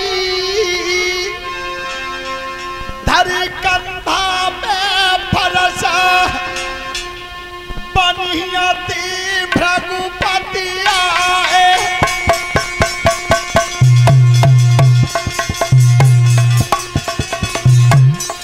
अरे बाजना धरी कंधा पे फरस बनियती भृगुपति आए, भृगुपति आए। और देखी नजर उठाई सूरज सब बैठे रे पाए। और देखी नजर उठाई सूरज सब बैठे रे पाए। जिस समय परशुराम फरसा धर के आए भरे समाज में, बहुत बड़े बड़े वीर बलवान राजा सब आसनों पर बैठे थे। और जब परशुराम ने ललकार मारी है, वीरन की हालत क्या बता, क्षत्रियों की क्या हालत हुई है। अरे परशुराम को देखना, उठ उठ के शीश झुकाते ही, उठ उठ के शीश झुकाते हैं। पहले नाम पिता का है, पीछे अपना बतलाते हैं।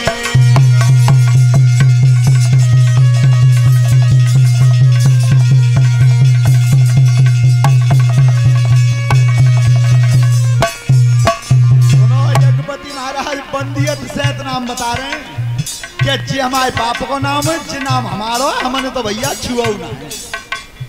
मूढ़ जनक बतला मुझको आखिर जिया भीड़ भाड़ क्यों है, आखिर जिया भीड़ भाड़ क्यों है। अभी शोर सा कैसा था राजन में छेड़छाड़ क्यों है।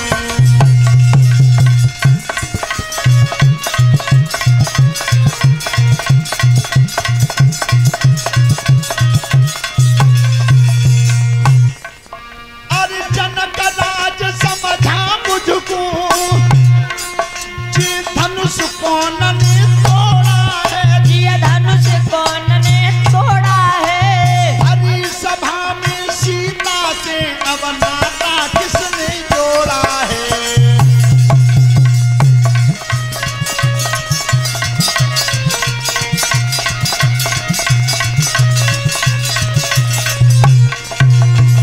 जनकराज तुम्हारे दरबार में ये राजा कान में सलाह का कर रहे हैं, और जिसने भी धनुष तोड़ा है वो अलग निकल के खड़ा हो जाए, जितने बैठे सब मारे जाएंगे। ए भैया कुछ तो हमारे परीक्षित बार तो पांती खाए आया, उनने की धनुष तोड़ो जाए एक बालक ने, और पूरे सब राजन को फदिए तो पर वो जो बहुत क्रोधी महात्मा है जाको फंसा सब पे घूमे हो बचे हुए को ना हिम्मत नहीं पड़े, हाथ जोड़े ठाड़े सब बंदियत सैत नाम बता रहे हैं। महाराज जी मेरो नाम है, जी मेरे पापा को नाम है, मैंने तो छुआ हुआ कैसा होना कांप गए, शरीर पीले पड़ गए परशुराम के मारे। ध्यान रखना 4 कला से अवतार थे परशुराम, और जिस समय महान क्रोध में है किसी की हिम्मत नहीं पड़ी है, तब राम उठे, भगवान राम आए और तब परशुराम के सामने हाथ जोड़ दिए। क्या अरे नाथ संबुधनो भंजनहारा,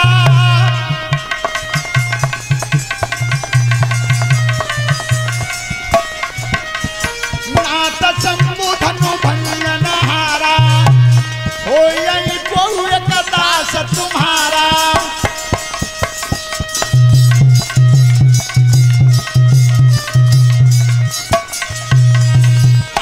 सुकाह कहिया कि न मोही, सुन साई बोले मुनि द्रोही।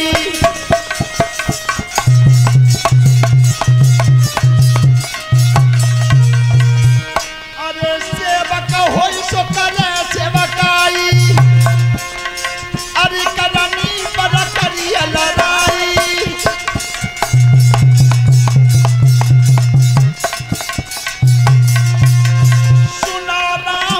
शिव धनु तोड़ा और शेष बाहु समसोर कुमोरा।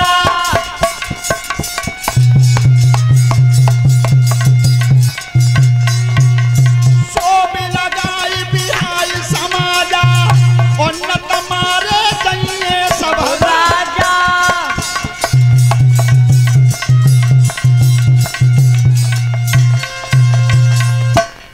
ये व्यासपीठ के माध्यम से 100 रुपए की हरमाला संजू बाबू की तरफ से है। परमात्मा सुख समृद्धि देता रहे, धन्यवाद। ध्यान रखना भगवान राम हाथ जोड़ के मना रहे हैं। सोता बंधु बड़ा वही होता है जो झुकता है, तो ध्यान रखना झुकता वही है जिस पे वजन होता है, झुकता वही है जिस पे वजन होता है। तो आज राम हाथ जोड़ के कह रहे हैं प्रभु धनुष तोड़ने वाला क्या कोई दासी सेवक हो सकता है। ध्यान रखना मनाते रहे, जब ना माने तो पीछे से लक्ष्मण ने कही कि भैया तुम ने हट जाओ तो 2 बात मैं कर लूंगा, बहुत देर रहेगी। सो लक्ष्मण आए सामने, और लक्ष्मण जी क्या बोले, छुआ टूट रघुपति नाय दोषु,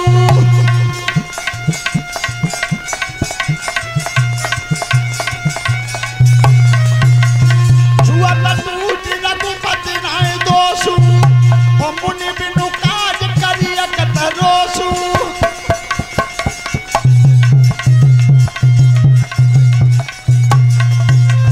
बहुधनु ही तोरी लड़काई, और कबहु न यसर सकी न गुसाई।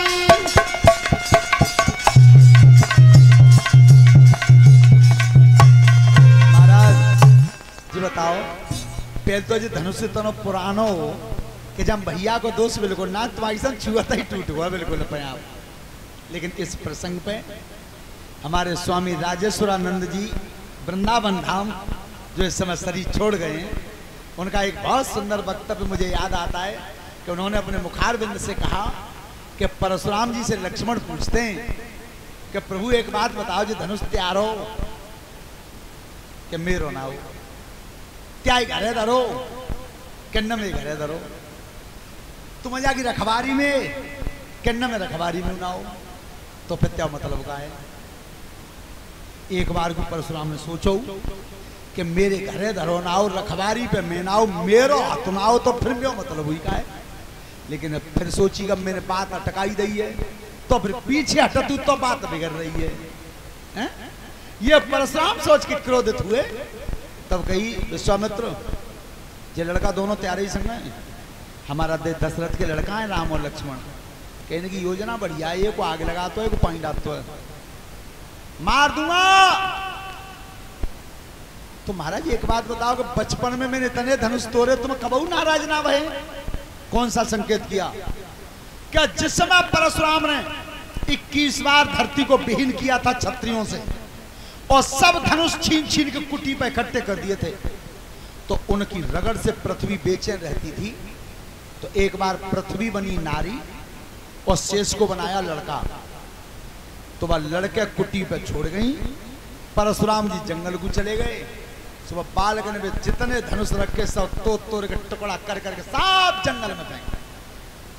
तो महाराज तब तो कब नाराज ना भये तुम। अब परशुराम तो चेतना ना आया, तो फिर क्या कह रहे हैं? फिर बोले क्या?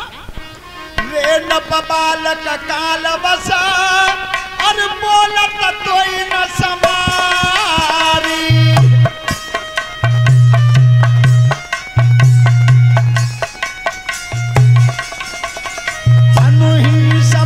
पुरारी धनु विदित सकल संसार।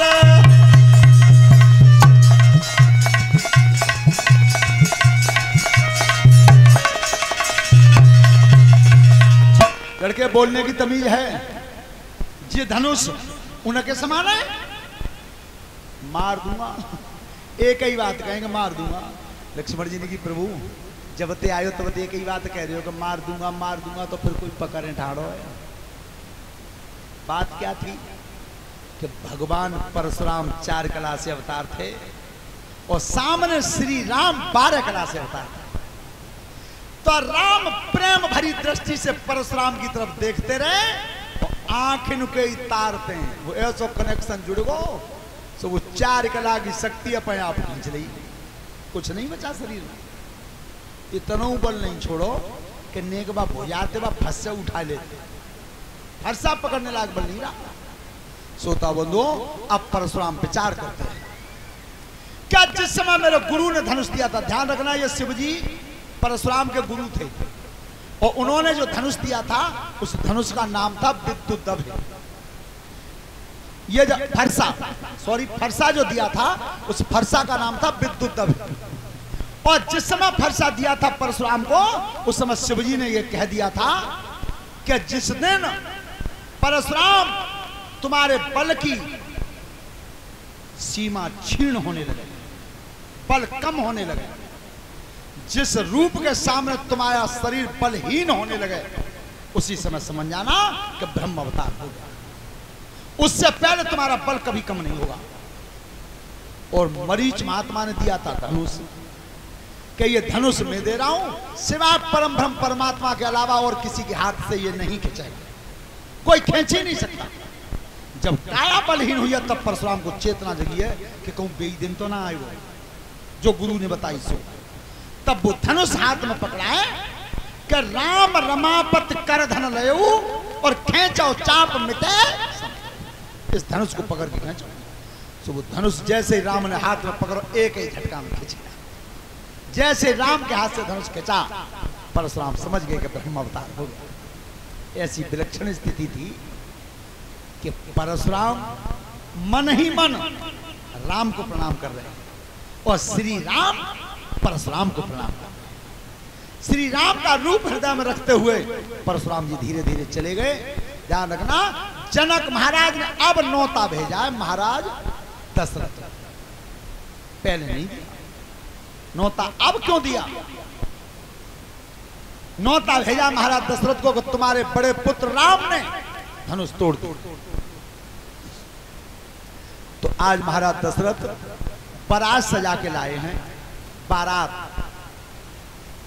तो बारात जब सजी है, बड़े बड़े सुंदर वाहन सजे, बड़े बूढ़े बांध बांध स्वाफा रथन में बैठे, और जब राम की बारात सज के निकली है, कौ नगर की सीमा पे बारात पहुंचे तो कहेंगे बाबा बारात जा रही है, अकेला डोकर बैठे स्वापा बांधे कि बाबा बारात जा रही है यहाँ। तो फिर जब बारात में दूल्हा कहाँ है, डोकर बोलेगा दूल्हा पीछे भाई पे, पीछे भाई रथ पे, सुबह पीछे को आ जाए, एक बाड़ी पकड़े डोकर पीछे बैठे के बाबा बारात जा रही है कहाँ, के बरना कहाँ है, के लला बरना अकेला है। ध्यान रखना, ऐसी बारात कही थी कि जाको बरना पहुंचे वो पहले में बारात जा रही है पीछे से। श्री राम धनुष किसने तोड़ा था? राम ने। लेकिन ब्याह के भय चार, जो परंपरा आज तक चल रही है तुमने देखी होए, कब लड़का बाय पे तो दूसरा लड़का होए, और लड़की बाय पे दूसरी लड़की होए। तो फिर जन्माशय में बैठ के 10 बड़े बूढ़े सलाह करते हैं कि चौधरी साहब ऐसा करो, जाओ छोरी की भामत डाल लो, विदा करेंगे ताकि सब सामान दे देंगे। तो देखो तुम खच्चते बचाओ और जो बची आएंगे सलाह बनते। ये सबसे पहले जनकपुर में तो चली, धनुष तोड़ा था राम ने, और इधर जनक के भाई पर 4 तो बेटियां थी, और इधर महाराज दशरथ पर 4 ही बेटा था। तो तब जन्माशय में सलाह वही कि हमारा 4 ही लड़की तय और 4 ही लड़का तय, पर ब्याह कर लो तो बढ़िया ना रोए। पर सुनो, ब्याह की सलाह तो बनी, पर वो चीज नहीं आई बीच में जो आज आ रही है। कौन सी? अब दूसरे लड़का को ब्याह करवे कोई कह दे तो पहन तो लड़का बाप को मोही सूदो ना होता, और जबरदस्ती समाज करियो दे तो क्या कहते हैं मालूम?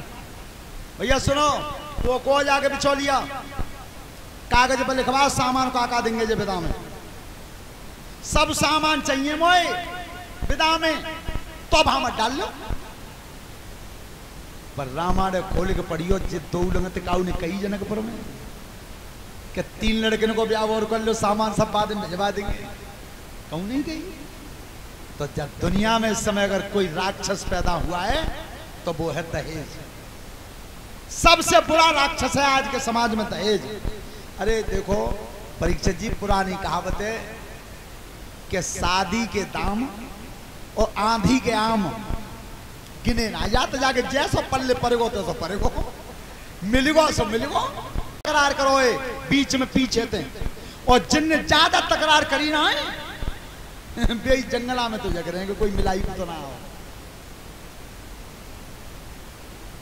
विचार करना अपने मन में, दहेज प्रथा कौन सी है? आप रामायण को खोल के देख लें, क्या दशरथ ने दहेज मांगा? नहीं मांगा। पर सुनो, सबसे बड़ी कमी तो बहन जी तुम्हारे स्टाफ में।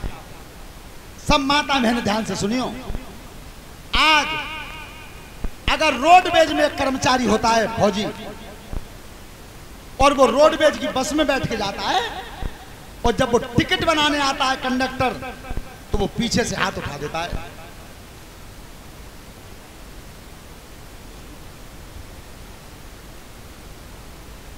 ये 100 रुपए की हारमाला, ये हमारे छोटे से विष्णु बाबू हैं, इनकी तरफ से है।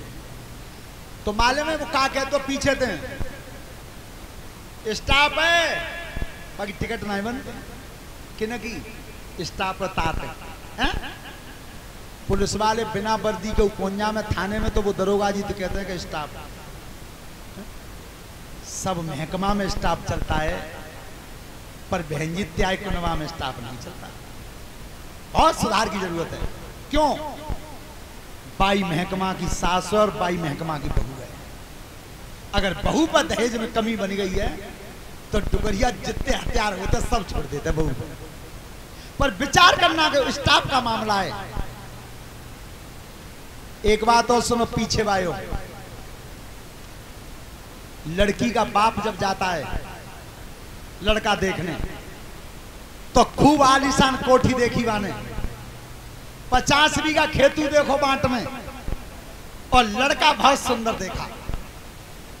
और जिस समय वो लौट के आता है, सुन लो सब ध्यान से, तो माँ पूछते कि लड़का देखे आए, तो वे आंखों में आंसू भर के कहते हैं कि तुम आई किसम, लड़का बहुत सुंदर हो, मकान बहुत सुंदर हो, 50 बीघा खेतू आता बाट में, मेरा जीव तो कर रहा है कि बेटी की शादी बाई घर करूं, पर रुपया 10 लाख मांगे। एक कुनाई गए, रोए गए। वो लड़की सुन रही है भीतर, तुम्हारे मेरे समाज के सबके सामने जब बात ना आ रही हो तो झूठ हो तो नहीं बता दियो, कान पकड़ के नहीं क्षमा मांग लेंगे तुम। अगर सबके सामने ना आती हो तो अब वो लड़की भीतर सुन रही है घर में, बाप और मेहताई रो रो के सलाह कर रहे हैं कि बच्चों घर और बर दो चीज पसंद है, पर रुपया 10 लाख मांगे। तो वह लड़की के बाप ने भैंस बेची, बैल बेचे, पुरानी चीज 2300 बेची, कसर पड़ गई तो खेतों का करारनामा करे आए, पर ब्याह बाई लड़का के लिए कर दिया। और जब वो लड़की जो बाप को रोबत देखत रही और जाकर रथ में बैठ के चलते हैं ससुराल को कार में, ताकि पहलो कदम देते कार में, तब संकल्प लेती है कि तेरे तो मेरे बाप के आंखों में आंसू निकलवा दे, अगर ससुर तेरे घोंटों में तो निकलवा दे तो बाप की बेटी ना। आपने देखा हो तो जाकर वो लड़की महीना बर्बाद, और चालक को कटोरा चालक के कोने में, चालक लोटा चालक के कोने में, और सलोटा बटना में दो, बटना सलोटा में दो। से वे ससुर कह रहे हैं सुन नहीं ना है पूरी इनका ऐसा करेगा कि बाप भैया इन्हें बुला दे, काउ चैन तो ना खान दे भैया, सांस ही ना आन दे रही। और ताकन फौजी सबसे बड़ी सांस तब कब टंगते हैं, ताकन वो बहू ने नाराज है कि घर की बात देते भीतर पे, ए भैया पसीना आ जाता है, कांप जाते हैं, नहीं समझी को फोन में लाइए, नहीं जल्दी बुला दे भैया, कैसी लट्टो कट। तब कहते हैं कि आज याद कर, मेरे बाप के आंखों में आंसू निकलवा देते हैं। तो वो लड़की बाप बदले पटाते तातने को होशियार रही हो, जो ब्याह में मिल जा सोई ठीक है, मिल जा राजी थे उतनो ही है। और ब्याह की बारात बहू लौट के घरे आ जाए, भले आदमी हो तो बहुत कुछ मत कहियो, और लौट के समझी पर आनो मंदी होगा जे रही वो है मिली वो सो मिली वो रही गो सो रही गो। ध्यान रखना,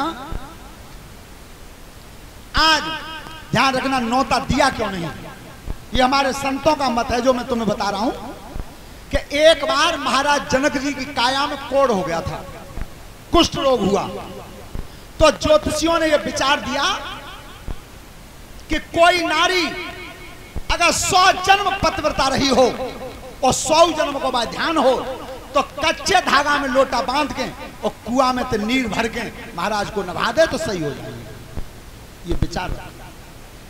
अब राजा जनक ने सोची कि सबसे ज्यादा श्रेष्ठ राजा दशरथ हैं, चक्रवर्ती राजा हैं, और उन्हीं के यहाँ एक रानी ऐसी है केकई जो सेनापति बन के रहती है। ध्यान रखना, केवल दशरथ राजा ऐसे थे जिनकी रानी सेनापति बन के रहती थी, केकई। आज तक नहीं सुना होगा तुमने कि कोई रानी सेनापति बनी हो। तो बस वो सूचना दशरथ महाराज के यहाँ भिजवा दी। तो दशरथ ने जब तीनों रानियों से विचार किया कि तुम्हें अगर 100 जन्म का ध्यान हो, धर्म का पालन किया हो, तो कच्चे धागे से लोटा भरना है, पर बात न बिगड़ जा, झूठी मत बोल दियो। ध्यान रखना, सबसे अंत में केकई ने कहा कि महाराज एक ही जन्म की गड़बड़ है, 99 तक तो ध्यान है मोए, पर काउ तरह कच्चे धागा के लोटा नहीं खिंचो तो तुम्हारी बात बिगड़ जाएगी। राजा दशरथ उदास बैठे थे। उसी समय अयोध्या की एक मेहतरानी और झाड़ू लगाने आई तो महाराज को उदास देखा, तो कहिए राजन आज चेहरा उतर क्यों रहा है। मेहतरानी से महाराज दशरथ बोले क्या जनक महाराज की सूचना आई है, पर मेरे घर में कोई रानी इस कर्म को निभा नहीं सकती, तो मैं क्या सूचना भेजू? अब कंगे काम होते हैं। तो मेहतरानी ने की, तो महाराज घबरा मत, हिम्मत रखो, मोह भेदों में जा रही है। मैंने 100 जन्म तक अपने धर्म का पालन किया, मुझे याद है। मैं कच्चे धागे से घड़ा भर के तुम्हारी बात का पालन कर दूंगी।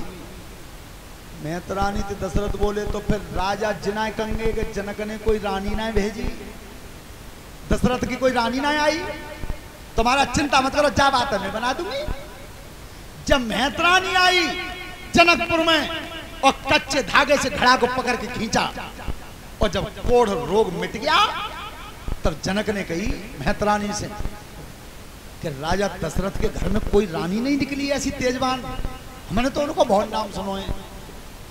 तो मेहतरानी ने कही कि महाराज मेरे अयोध्या नरेश महाराज दशरथ के यहाँ ऐसे छोटे कामन को रानी ना आवती। झटका लगो जनक कि इतने बड़े काम है वो एक मेहतरानी कर गई, और आज का उतरत जा अयोध्या को कोई मेहतर धनुष तोड़ गो तो मेरी लली को जीवन बिगड़ जाए। इस कारण नौता नहीं दिया। श्रोता बंधु, आज महाराज बारात सजा के लाए हैं, तो बरना बनाया गया श्री राम को, भरत जी को, लक्ष्मण को और शत्रुघ्न। तो जिस समय वे चारों भाई और भवन में प्रवेश किया, तो नारियां हंस के बोली हैं, वो परंपरा तबौई और अबौई, तबौई और अबौई। तो क्या बोली है? लला तुम अयोध्या के हो? तो राम ने कुछ नहीं कहा, केवल गर्दन हिला दी कि हाँ अयोध्या ही के हैं। तो वे पीछे थी, फिर बोली कौन सी अयोध्या के हो? बाई के? तो उन्हें तानों के तबरो मारो है। अरे तदबीर से होते नहीं तकदीर से होते, अबदपुरी में बालक खाने खीर से होते।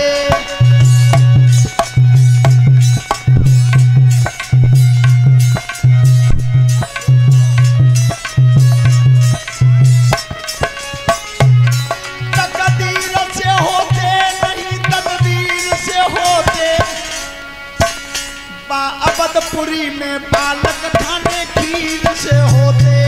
तकदीर से होते नहीं तदबीर से होते, अवधपुरी में बालक खाने खीर से होते।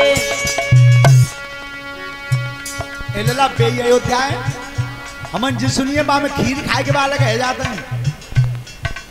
भरत जी ने की चढ़ाई गई, हाँ चलो हमारी तो बे अयोध्या है, पर जित्या जनकपुर कौन सा है? तकदीर से होती नहीं तदबीर से होती, जा जनकपुरी में लड़की धरती चीर के होती। तकदीर से होती नहीं तदबीर से होती, जा जनकपुरी में लड़की धरती चीर के होती। अच्छा चलो हमारा तो बे अयोध्या है, बे नगर है, पर हमन जी सुनिए ત્યાં तो धरती में तो लड़की आ जाते हैं, बे जनकपुरा। जवाब सटीक दे दिया बराबर। ध्यान रखना, भगवान राम का सीता के साथ विवाह। तो हमारे ये मंगेश शास्त्री जो हमने कल बता दिया था सभी माताएं बहनें श्रोता बंधुओं को, तो सीता मैया का कन्यादान बोलेंगे, और जो भी श्रद्धालु सीता मैया का कन्यादान करना चाहें वे आए, और सबसे पहले हमारे अंगद बाबू और गीता देवी आए दोनों। और ध्यान दें,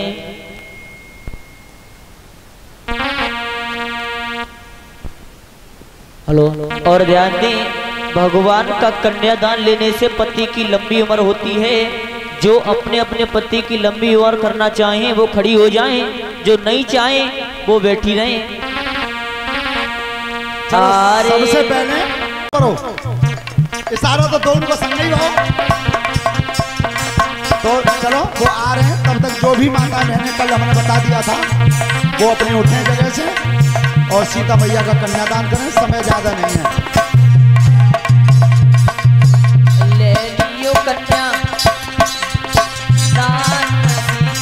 की हुई रही सगाई।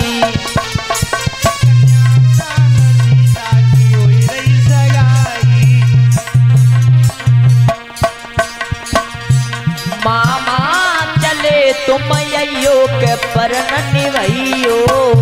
मामा चले तुम अयो के परन निभइयो। और माई ले संग मैया की हुई रही सगाई। माई ले संग मैया की हुई रही सगाई। ले लियो कन्यादान सीता की हुई रही सगाई। ले लीजिए कन्यादान सीता की हुई रही सगाई। और बाबा चले तुम अयो भूल मती जइयो। बाबा चले तुम अयो भूल ना जइयो। ए बाबा चले तुम अयो भूल मती जइयो। बाबा चले तुम अयो भूल ना जइयो। और यम्मैले संग मैया की हुई रही सगाई।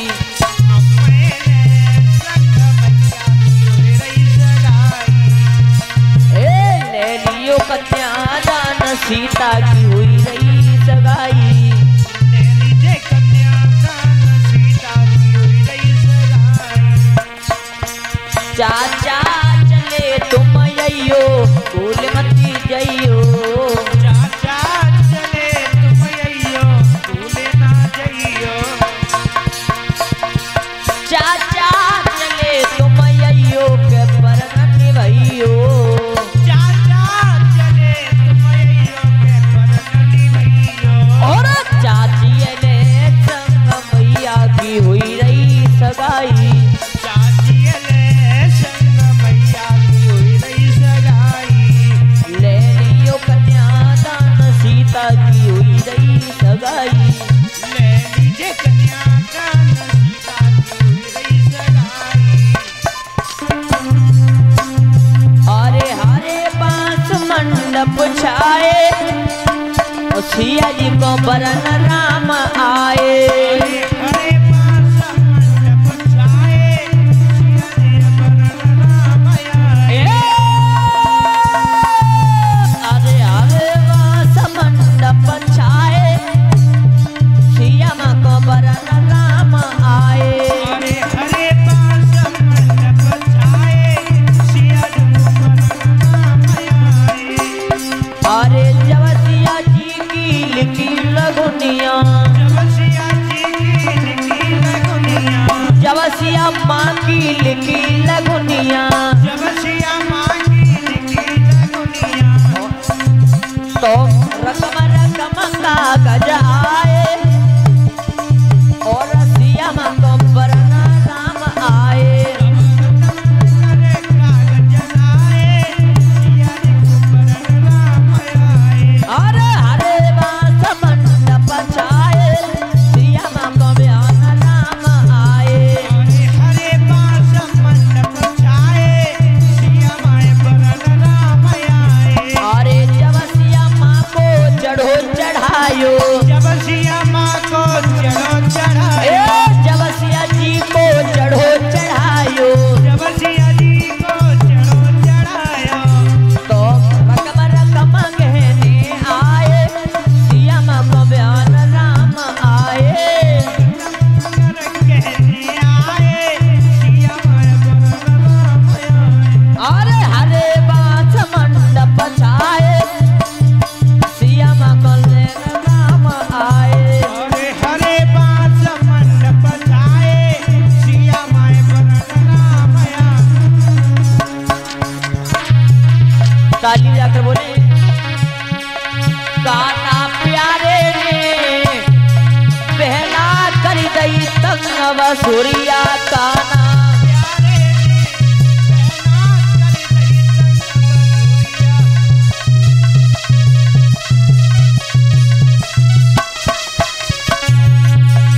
काना प्यारे ने पहना कर दई तंग बसुरिया।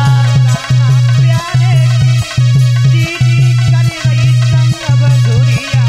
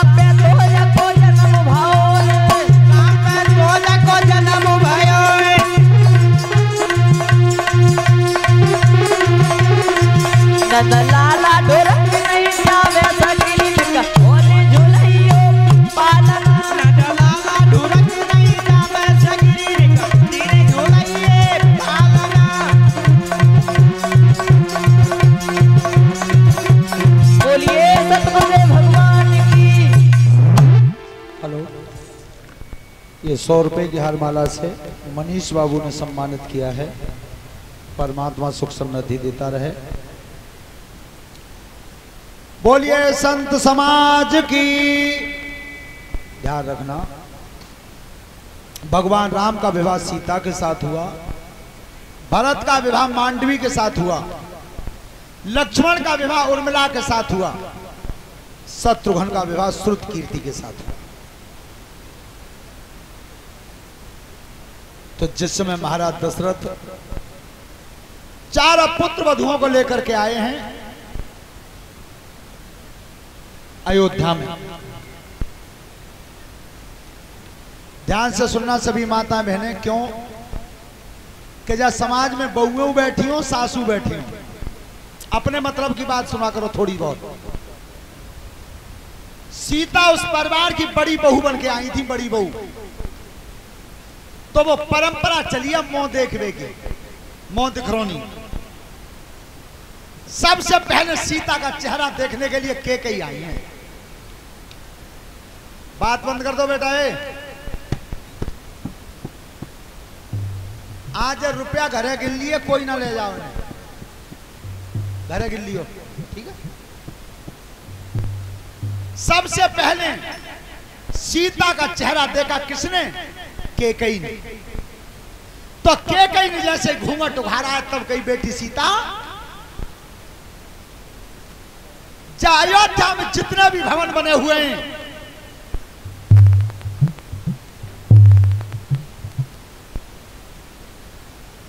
और ये 100 रुपए की हार माला ये हमारे दिव्यांश बाबू की तरफ से है। परमात्मा लंबी आयु देता रहे, धन्यवाद। तो कैकेयी ने कहा है कि सीता, अयोध्या में जितने भी भवन बने हुए हैं, सबसे ज्यादा सुंदर राजभवन जो सोने का है पूरा, वो मेरे पास है। तो मैंने आज से मोह दिखरामनी में वो सीता अपना राजभवन तुझे दे दी। अब दूसरा नंबर लिया किन्ने? सुमित्रा ने। सीता जी का घूंघट खोला, तब गई बेटी सीता, आज से मोह दिखरामनी में मैंने तुझे अपना एक बेटा ही दे दिया जो तेरी सेवा करेगा। पीछे तो नंबर आओ असली सास को, और वो आजू देखी हो तुमने कि बहू जब नई घरे आते हैं तो कोई नातेदार ने घड़ी दे दे, कोई तोड़ियां दे दे, कोई अंगूठी दे दे, कोई धोती दे दे, पर सबसे ज्यादा कीमती चीज देते असली सास। पीछे तो वो देती है। अब कौशल्या है असली सास, राम की मां। अब कौशल्या विचार करती है अपने मन में कि मेरी अयोध्या में जो सबसे ज्यादा कीमती चीज थी, राजभवन, वो तो दे दिया कैकेयी। अब मैं का दूं सीता? सोच में पड़ गई।